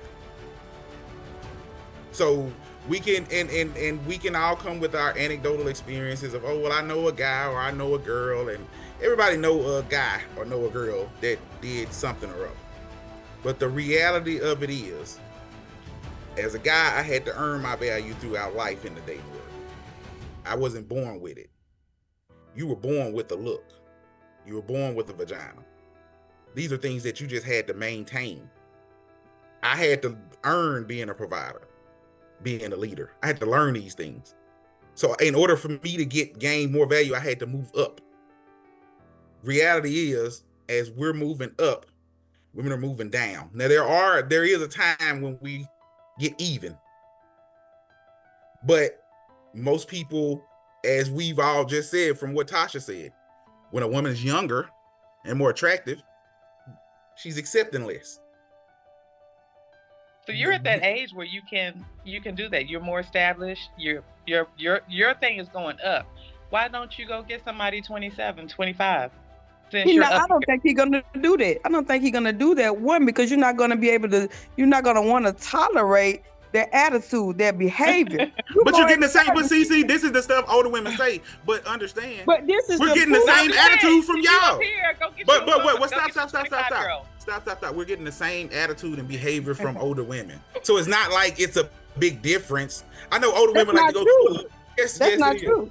As a matter of fact, it's more.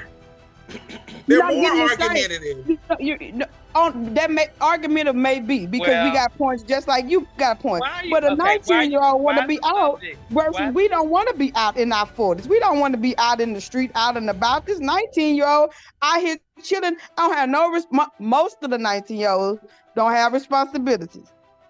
And me personally, I go to the club now and see and just go around and ask the age. It's plenty of 40-some-year-old women up in there. I just don't think that people, anybody under 25 got any kind of thought about life. They just doing what they doing. Okay. So for you to say you about to be stop. Wait. Now what you just said, wait. What you just said, that goes back to what I said a while ago. You see how you said, I don't think they have a thought. We literally just said, men don't, that's not high on our list. It's not. I don't think you're listening. You're just trying to make your point. You're not listening.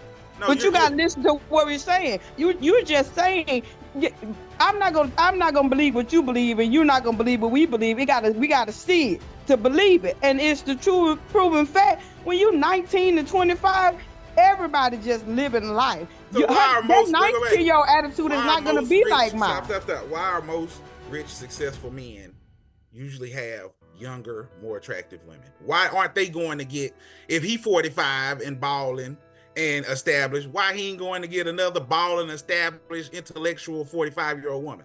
Because what we look for in a woman, that 45-year-old woman no longer has. Control. Because we got our own mind at 45. At 19, you do what you're told. That's the shaming tactic that women use because they know they don't fit. It's not control. That's like me saying that at 19 that women wanted, they were gold diggers. They weren't gold diggers. They were maximizing what they in the sexual, what they could get. That's just a man having the opportunity to maximize what he wants. So you don't believe that an older man doesn't want to control? Because if he didn't want control, he would have got somebody that was on his level. That 19, 20-year-old ain't no close to his level. But we not concerned. What is you that it's saying? When you ask the question? She's on his level of what he's looking for. He's looking for fertile, where she can still have kids. She's attractive. She's coachable. That's what he's looking for. He's not looking for somebody that's an equal. Men are not interested in dating other guys. We're not interested in meeting somebody that's just like us. I know that sucks to hear, but we're not. We're looking for the opposite of us. Hey, James, I agree with what you're saying. I don't disagree with what you're saying. My only point is that doesn't represent all men. That's all I'm saying. It's not meant to represent all men. It's meant to represent most men in a majority. You don't even know the majority of men. See, the majority can work as long as it doesn't work against what. And I get it. And again, because I'm 40. I don't know the majority of men. You don't know the majority of men. Again, so I get it. So, and you're at that age, right? You're at the age that you speak of where you up here. So go get you a 25-year-old as well. I don't want it. Wait, stop. I don't want kids anymore. So fertility doesn't matter to me. Okay. I got 4 kids, so I'm good on fertility. Yeah, but you 25-year-old isn't necessarily gonna want an older guy. A 19-year-old woman is looking for a guy that's just gonna provide so she can have fun and run off with the next one. So that's all she's looking for. And this is the thing that older people, I get it. Hold on, James, hold on. Like, you keep over talking us though, but listen to the point sometimes that we're making. But I'm saying, yes, a guy that's 40-something-year-old can go for the 19-year-old. She's gonna hang with him because she's getting what she wants. She's getting the Gucci bags and the Louis Vuitton bags and all the Prada and everything, right? The red bottoms and all of that. She's getting that stuff. So he's paying her to be there. She's at her job. Do we recall earlier? Hold on. He's paying her to be there. That's why she's there. If she's gonna run off and have his baby, more than likely not. Right. But again, Do we remember earlier when I made the statement that a person's preference only offends and bothers people that don't reach it? No. See, because I reached it. I'm bothered. Nah, I got okay. you. Okay. Well, Well, so I'm there. I'm gonna tell you that I'm there. I okay. already know. I know where I am and where I ain't. I ain't gonna kid myself on nothing. So that don't bother me. I'm just simply explaining. As far as a 19-year-old, yes, they might have the looks and their bodies is plumped and ain't nothing sagging. That's the most attractive, the most important thing. But they're there to have a good time. They're not trying to be with a 40-year-old dude. That's a sugar daddy. But if you meet 40-year-old women, they want the same. Like this one, I hate that older women always try to downplay. Oh, younger women are like it's just not true because. Yeah, but I hate when guys try to do that too. Like, oh, you old and you're washed up and you're done for in life. And that's not necessarily the case for a woman. It doesn't mean you're done for. Have a lot of value at whatever age we are. But again, what we just got through saying, when I was 19, I had to just accept that that's what it was. That woman had the how many market of those value. Girls were doing that though? How many on your campus were doing that? Most of the young ones. Most of the attractive ones that could. Just the attractive ones. Okay, so how many rich black men represent black men? It wasn't even rich black men. It was just he had more going on than we did. And we couldn't compete with that. So are they married to them now? Those women, those particular women that you saw? Because that's what you're basing it on. But what does them being married to them matter? Because we're talking about relationships on here, right? We're talking about the disconnect. Some are.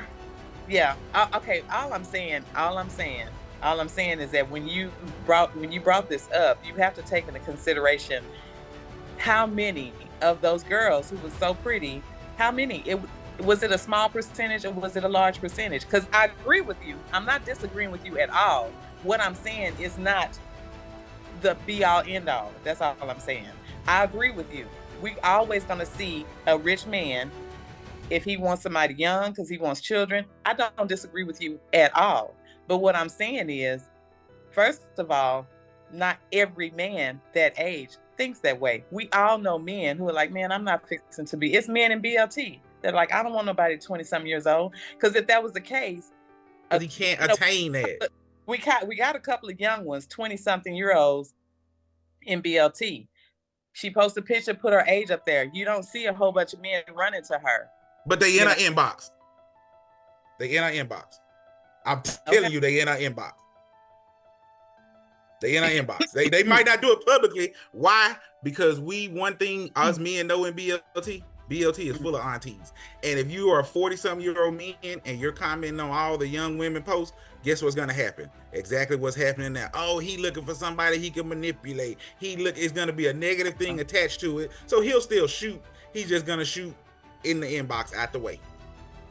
So I want to hear from Joey because you speaking, so you say for most men. I want to hear what Joey said because Joey, he has some viewpoints that you have, but not all. So I want to hear what Joey thinks of that scenario with the young man and the older woman. Honestly, I hate this stupid ass conversation. Like, I really hate this stupid ass conversation because, like, it's a battle of the nuances, man. And I don't care about the nuances. Like, for me, I find if some dude choose some chick in the 20, whatever, fine. I don't care. Like, none of that matters to me. None of that ain't what I'm like. That fine. Okay, men want fertility. Okay, well, all right, whatever. Who cares?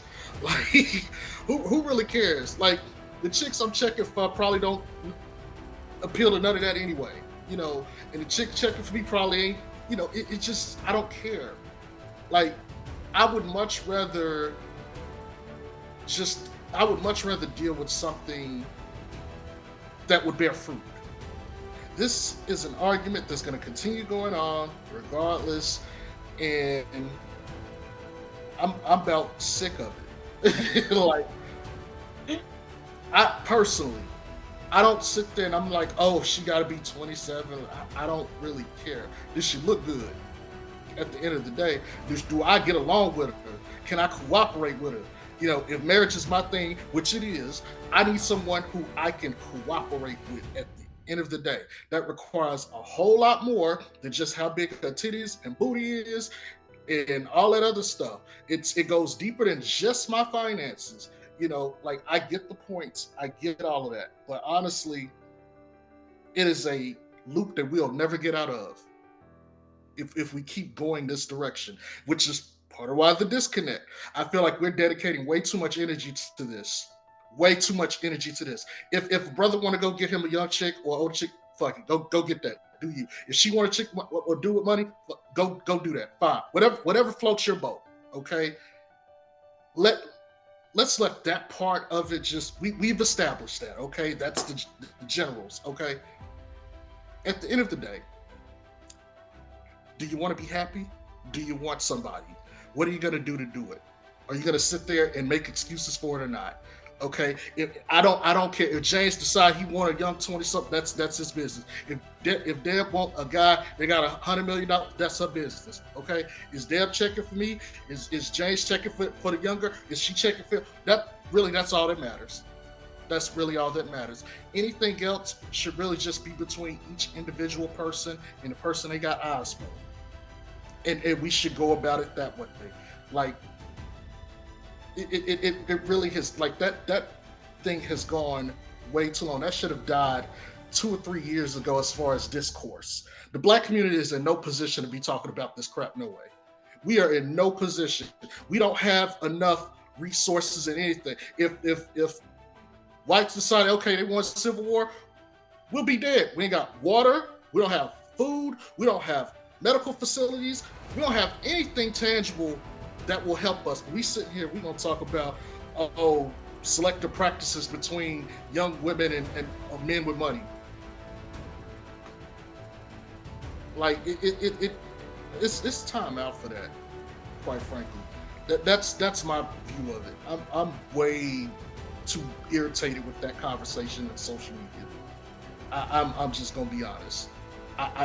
It has gotten us nowhere. Like, we've spent the last 20, 30 minutes talking about this same thing, and where have we gone? Nowhere. Ultimately, James view what he view, y'all view what y'all view. Only difference in that was, wait, Joey, the only difference in that was, and this is where I feel like it always becomes the point of contention, whenever all 4 of those women gave their standard and preference, it was just, got you. The point of contention only came when, hey, this is most men's standard. They gave their, hey, most women want, cool, no problem. The point of contention comes when you have women that once you're discussing your standard as a guy, that's when your standard becomes demonized. It becomes you're wanting to control because we don't, and again, I always say, a person's preference and standard only offends people that don't fit that preference and standard. We weren't demonizing your preference. If that's but not you in particular, but who was it that said not you're looking for somebody that you can control? If you said, I prefer somebody 25 or 27, if you had said that, fine. No, fine. No. If you had said, James prefers a 25, 27-year-old, nobody here would attack you. It's when you brought us into the equation. Women, you start out up here, but now y'all are down here. So that's a disconnect. So how are we going to have any kind of discussion or connection when you? But it only became a disconnect when I said the women part. As long as I was discussing the man, there was no contention. I just said that. So the disconnect is you simply just stated you're not even valuable. You're not even valuable. That's basically what you said. No, that's how you felt. That's what you said.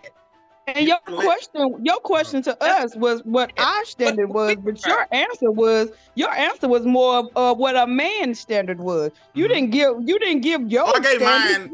I gave mine. You gave overall what men do, but we gave answers saying what our personal standard. You said men in general. So when did I ever say that a woman becomes useless or valueless? I never said that. Say you said that. We didn't say you said that. We didn't say you said we became useless. You said this, you're no longer valuable. That useless. You're not as valuable as you were in your 20s. And by the way, like, as a woman, I'm just telling you that when people hear that on social media and you're talking about a disconnect, where's the disconnect come from? Think about stuff that you say. That right there. For me personally, that can go in one ear and out the other, but because I know my value. But I'm just saying, if you want to talk about a disconnect, we have to be conscious of the words that come out of our mouth.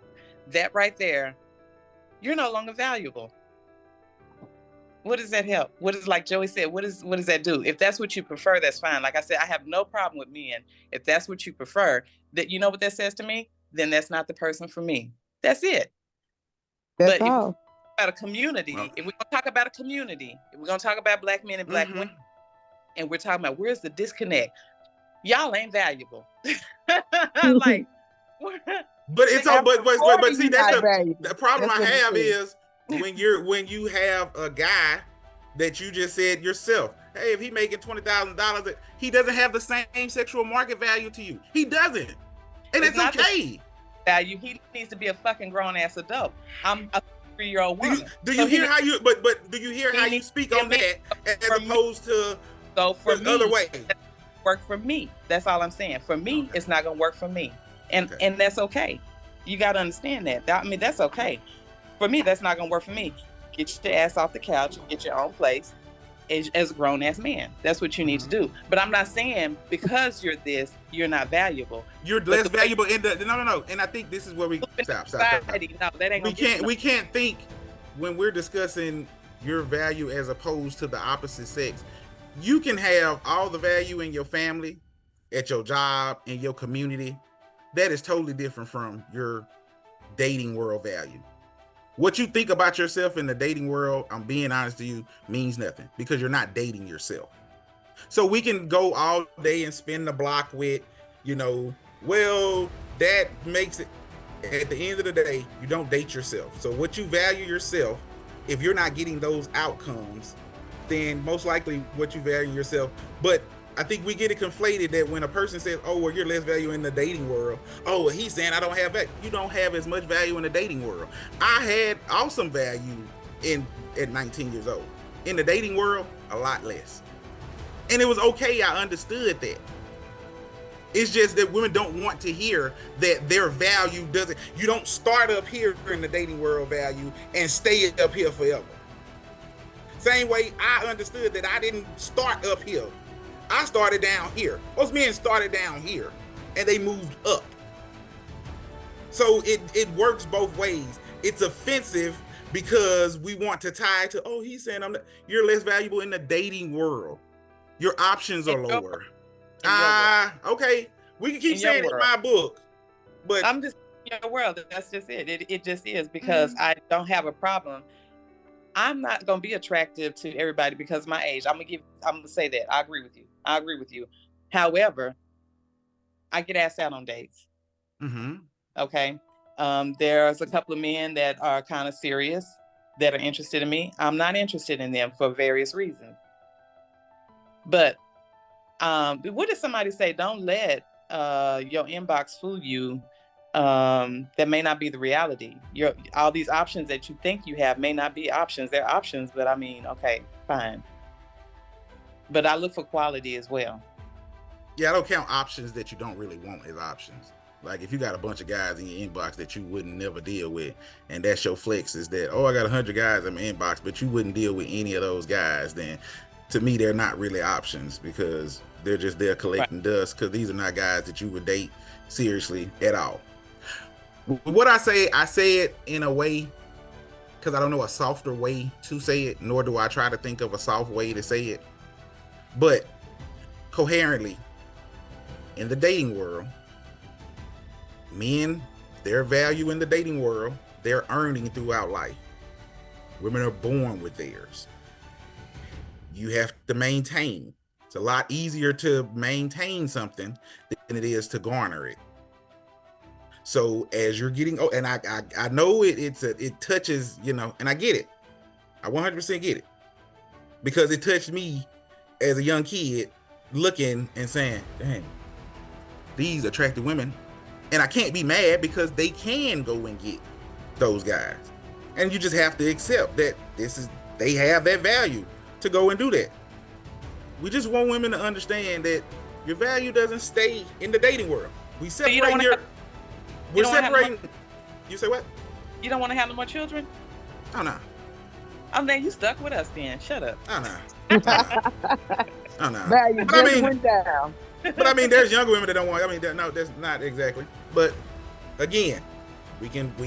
It sounds good and it sounds cute, but the only time there's any level of contention with the wall is on the woman's side. As men, we just have to accept that if I'm a guy that's sitting at home doing nothing with myself, I'm 5'4" and I ain't got nothing going on for myself, most women aren't interested in me.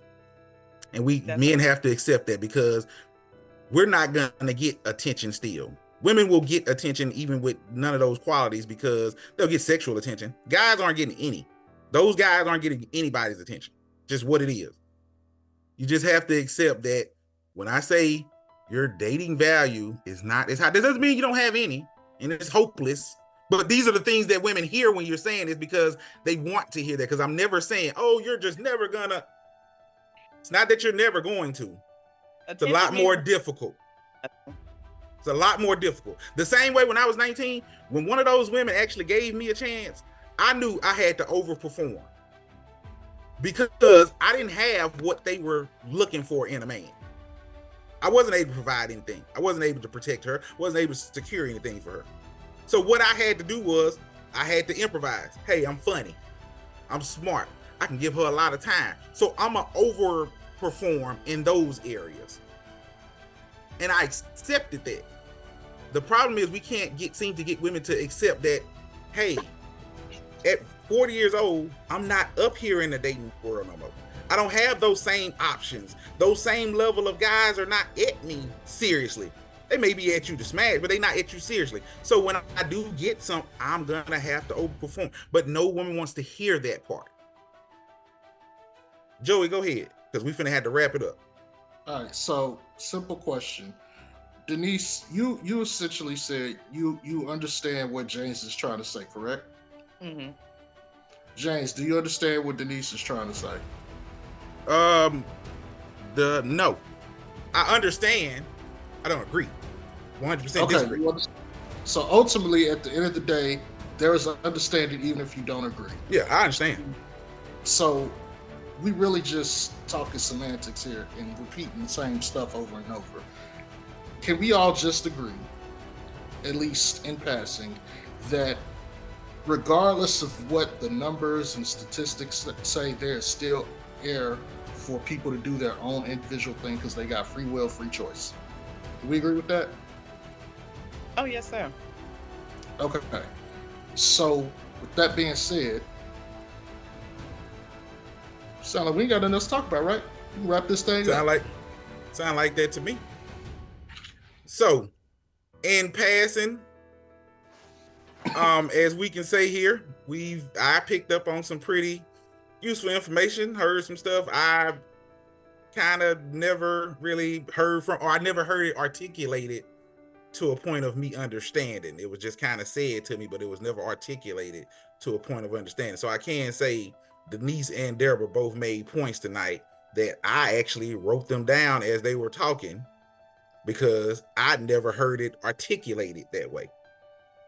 So I'd heard it before, but I'd never heard it explained to a point where I'm like, okay, that makes sense. Let me look into that, because I've heard this, but nobody ever explained to me what they were saying. It was just kind of a blanket statement. So I actually picked up something from this conversation. I picked up things, but I know for sure I wrote down those two things, because the things that y'all were discussing, and I got them wrote down. I don't remember quite what it was, but I got them wrote down in my little notebook that I keep right here. But those were 2 points that I was like, okay, in 39 years, I've never heard somebody explain it like that. So it never made sense to me, and I disagreed with it because it never been explained properly. Hopefully, some of the stuff that me and Joey said was taken, although me and Joey speak in 2 different tones, because mine is more punch to the chest. Joey's is more the uncle that put his hand on your neck and pull you over and talk in your ear. Same message, just different delivery. the end of this is what I wanted to do, and the reason I picked this panel of people was I don't like talking to guys that live in the guy realm, and it's just men, we right, we good, and that's that. And I don't like talking to women that live in the woman realm of we're women, we're right, men are wrong, and that's just what it is. These people that I picked are women that I've actually had discussions with, and they're very open. Everybody has a ceiling as far as their openness to dialogue, but they're open to new information. It's not just this is what I think based on how I feel, and no matter what new information you bring in, I'm gonna just stick to how I feel. You can't get anywhere with those kind of conversations.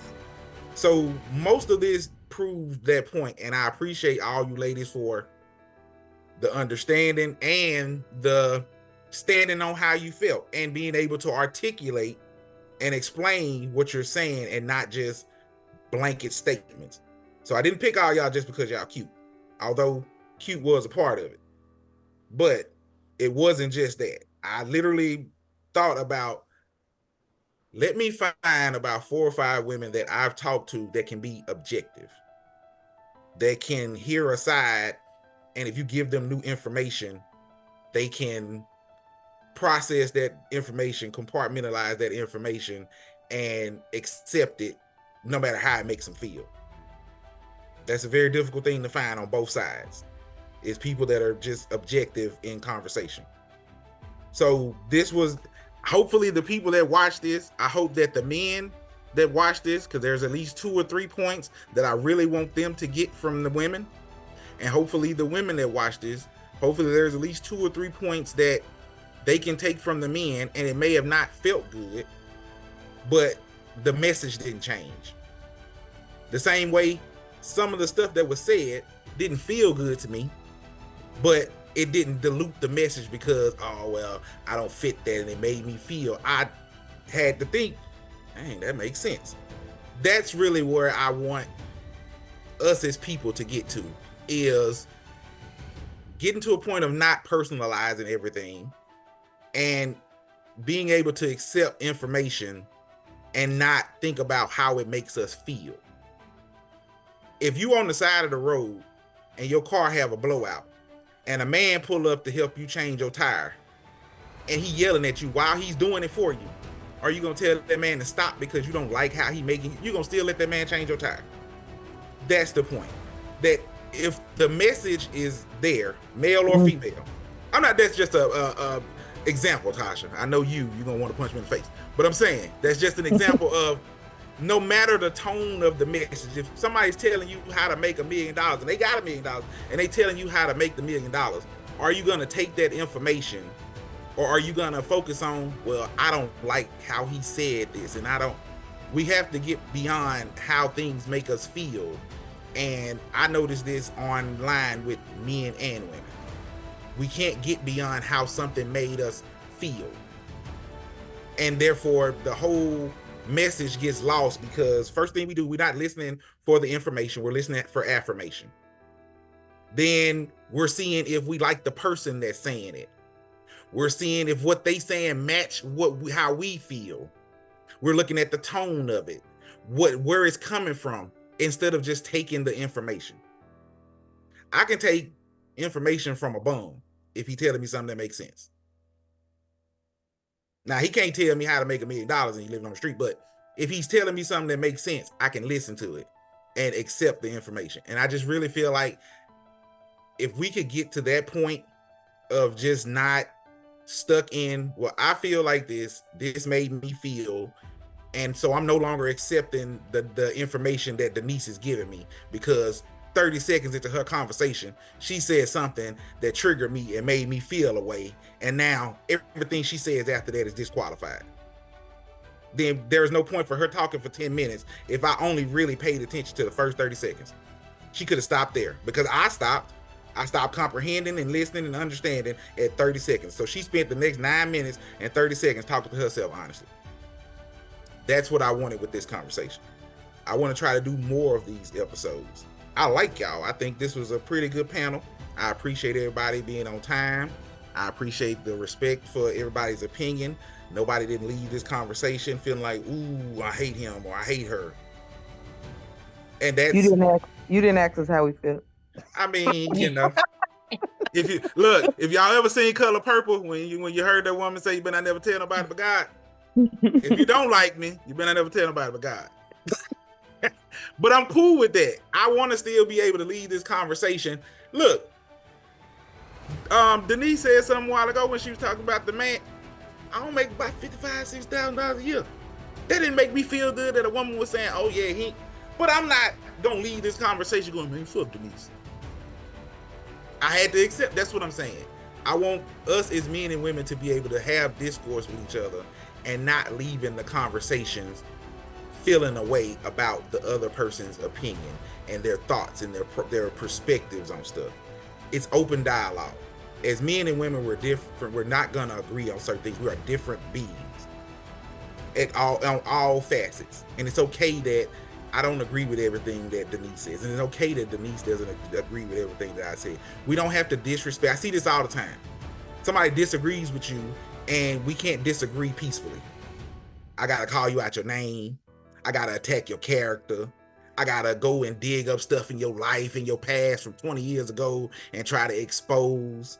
That's unnecessary. I can disagree.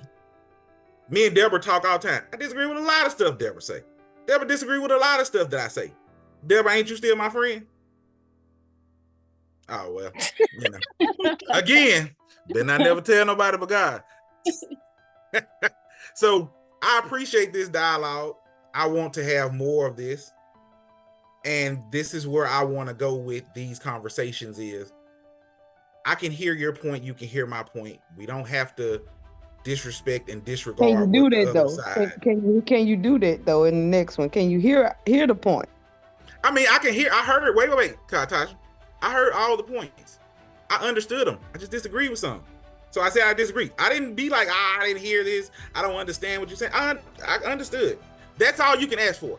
In a conversation, I don't need you to agree. I just need you to hear and understand. It may be, you may totally disagree, but you heard it and you understand. That's open dialogue. I heard everything that was said. I understood everything. I'm very good at understanding. I disagreed, or some of it I agreed with, but I understood. I feel like you heard everything that was said. Whether you agree with it or disagree with it, you heard it.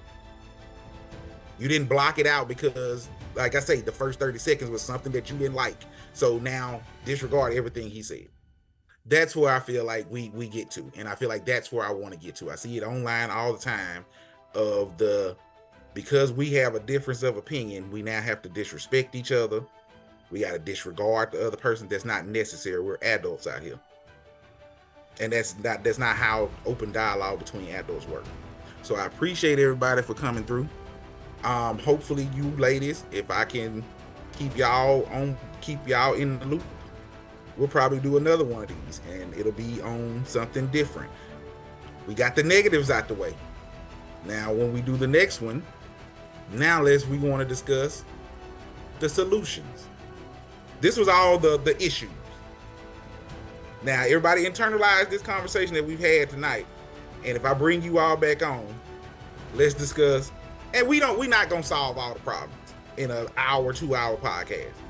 But at least there's a thought process of getting to a solution as opposed to we just to be, nobody has any solutions. We just discussing the issues. So that's what I would like to do. Double back on this. And hey, we discussed communication. That was an issue. What can we do to fix it? Hey, we discussed gender roles. Everybody gave what they felt like was an issue. What can we do to fix it? Because this has to be fixed, because what we're doing is what Joey said, is we're on an infinite loop with this and we're just constantly discussing the issues. And there's never any solution, ever. It's just, these are the problems. These are the problems. But once we get all the problems in a pot, when do we start digging in the pot, taking out some of these problems and addressing them and try to come up with a resolution? Or are we just gonna keep throwing, because eventually that pot gonna get full and overflow. So in order to make room for new problems, we gotta solve some of them. So I appreciate you all very much for taking time out of y'all life. I'm sure everybody has a whole life going on, and nobody getting paid for this yet. But I appreciate for everybody for taking time out of their life to come through, stop through, have this conversation. You ladies did very well. Autumn was very nervous before this show, but you did very well. And I told you there's no reason to be nervous, because nobody's gonna disrespect you based on your opinion. And I knew that based on the panel, that you weren't gonna get anybody that was gonna disrespect you based on your opinion not being the same as theirs. So I appreciate everybody. A whole lot of talking anyway. Yeah. You know, well, I mean, I knew that. That's why there were round table questions, because I knew the three people that were going to be dominant as far as the women in the conversation. I knew Denise, Tasha, and Deborah. I knew they were going to be. I expected you to be, but that was the point of me making the round table, asking everybody, so everybody gives a chance. So now you don't have to be something that you're not. I'm not going to get you on the show and try to force you to be aggressive in conversation if that's not who you are. These women are very strong in their opinions. I appreciate it. So I expected that from them. And I expected you, because you're not. It's cool. It was cool. You did well. So back to what I was saying. Go and check us out on the Overly Opinionated YouTube. Instagram is at Overly Opinionated. We have Facebook, the Overly Opinionated Facebook. We have hashtag, no, not hashtag again, I'm old, at Overly Opinionated on TikTok. There was a lot of points here that we're gonna make clips from, and we're gonna try to clip them and put them on the different platforms, because I feel like there was a lot of good dialogue here. We're probably gonna end up making this out of about 2 episodes. So I appreciate y'all. Again, for the people that are watching, go support, like, share, subscribe, comment. The more interaction we can get, the bigger we can build a platform.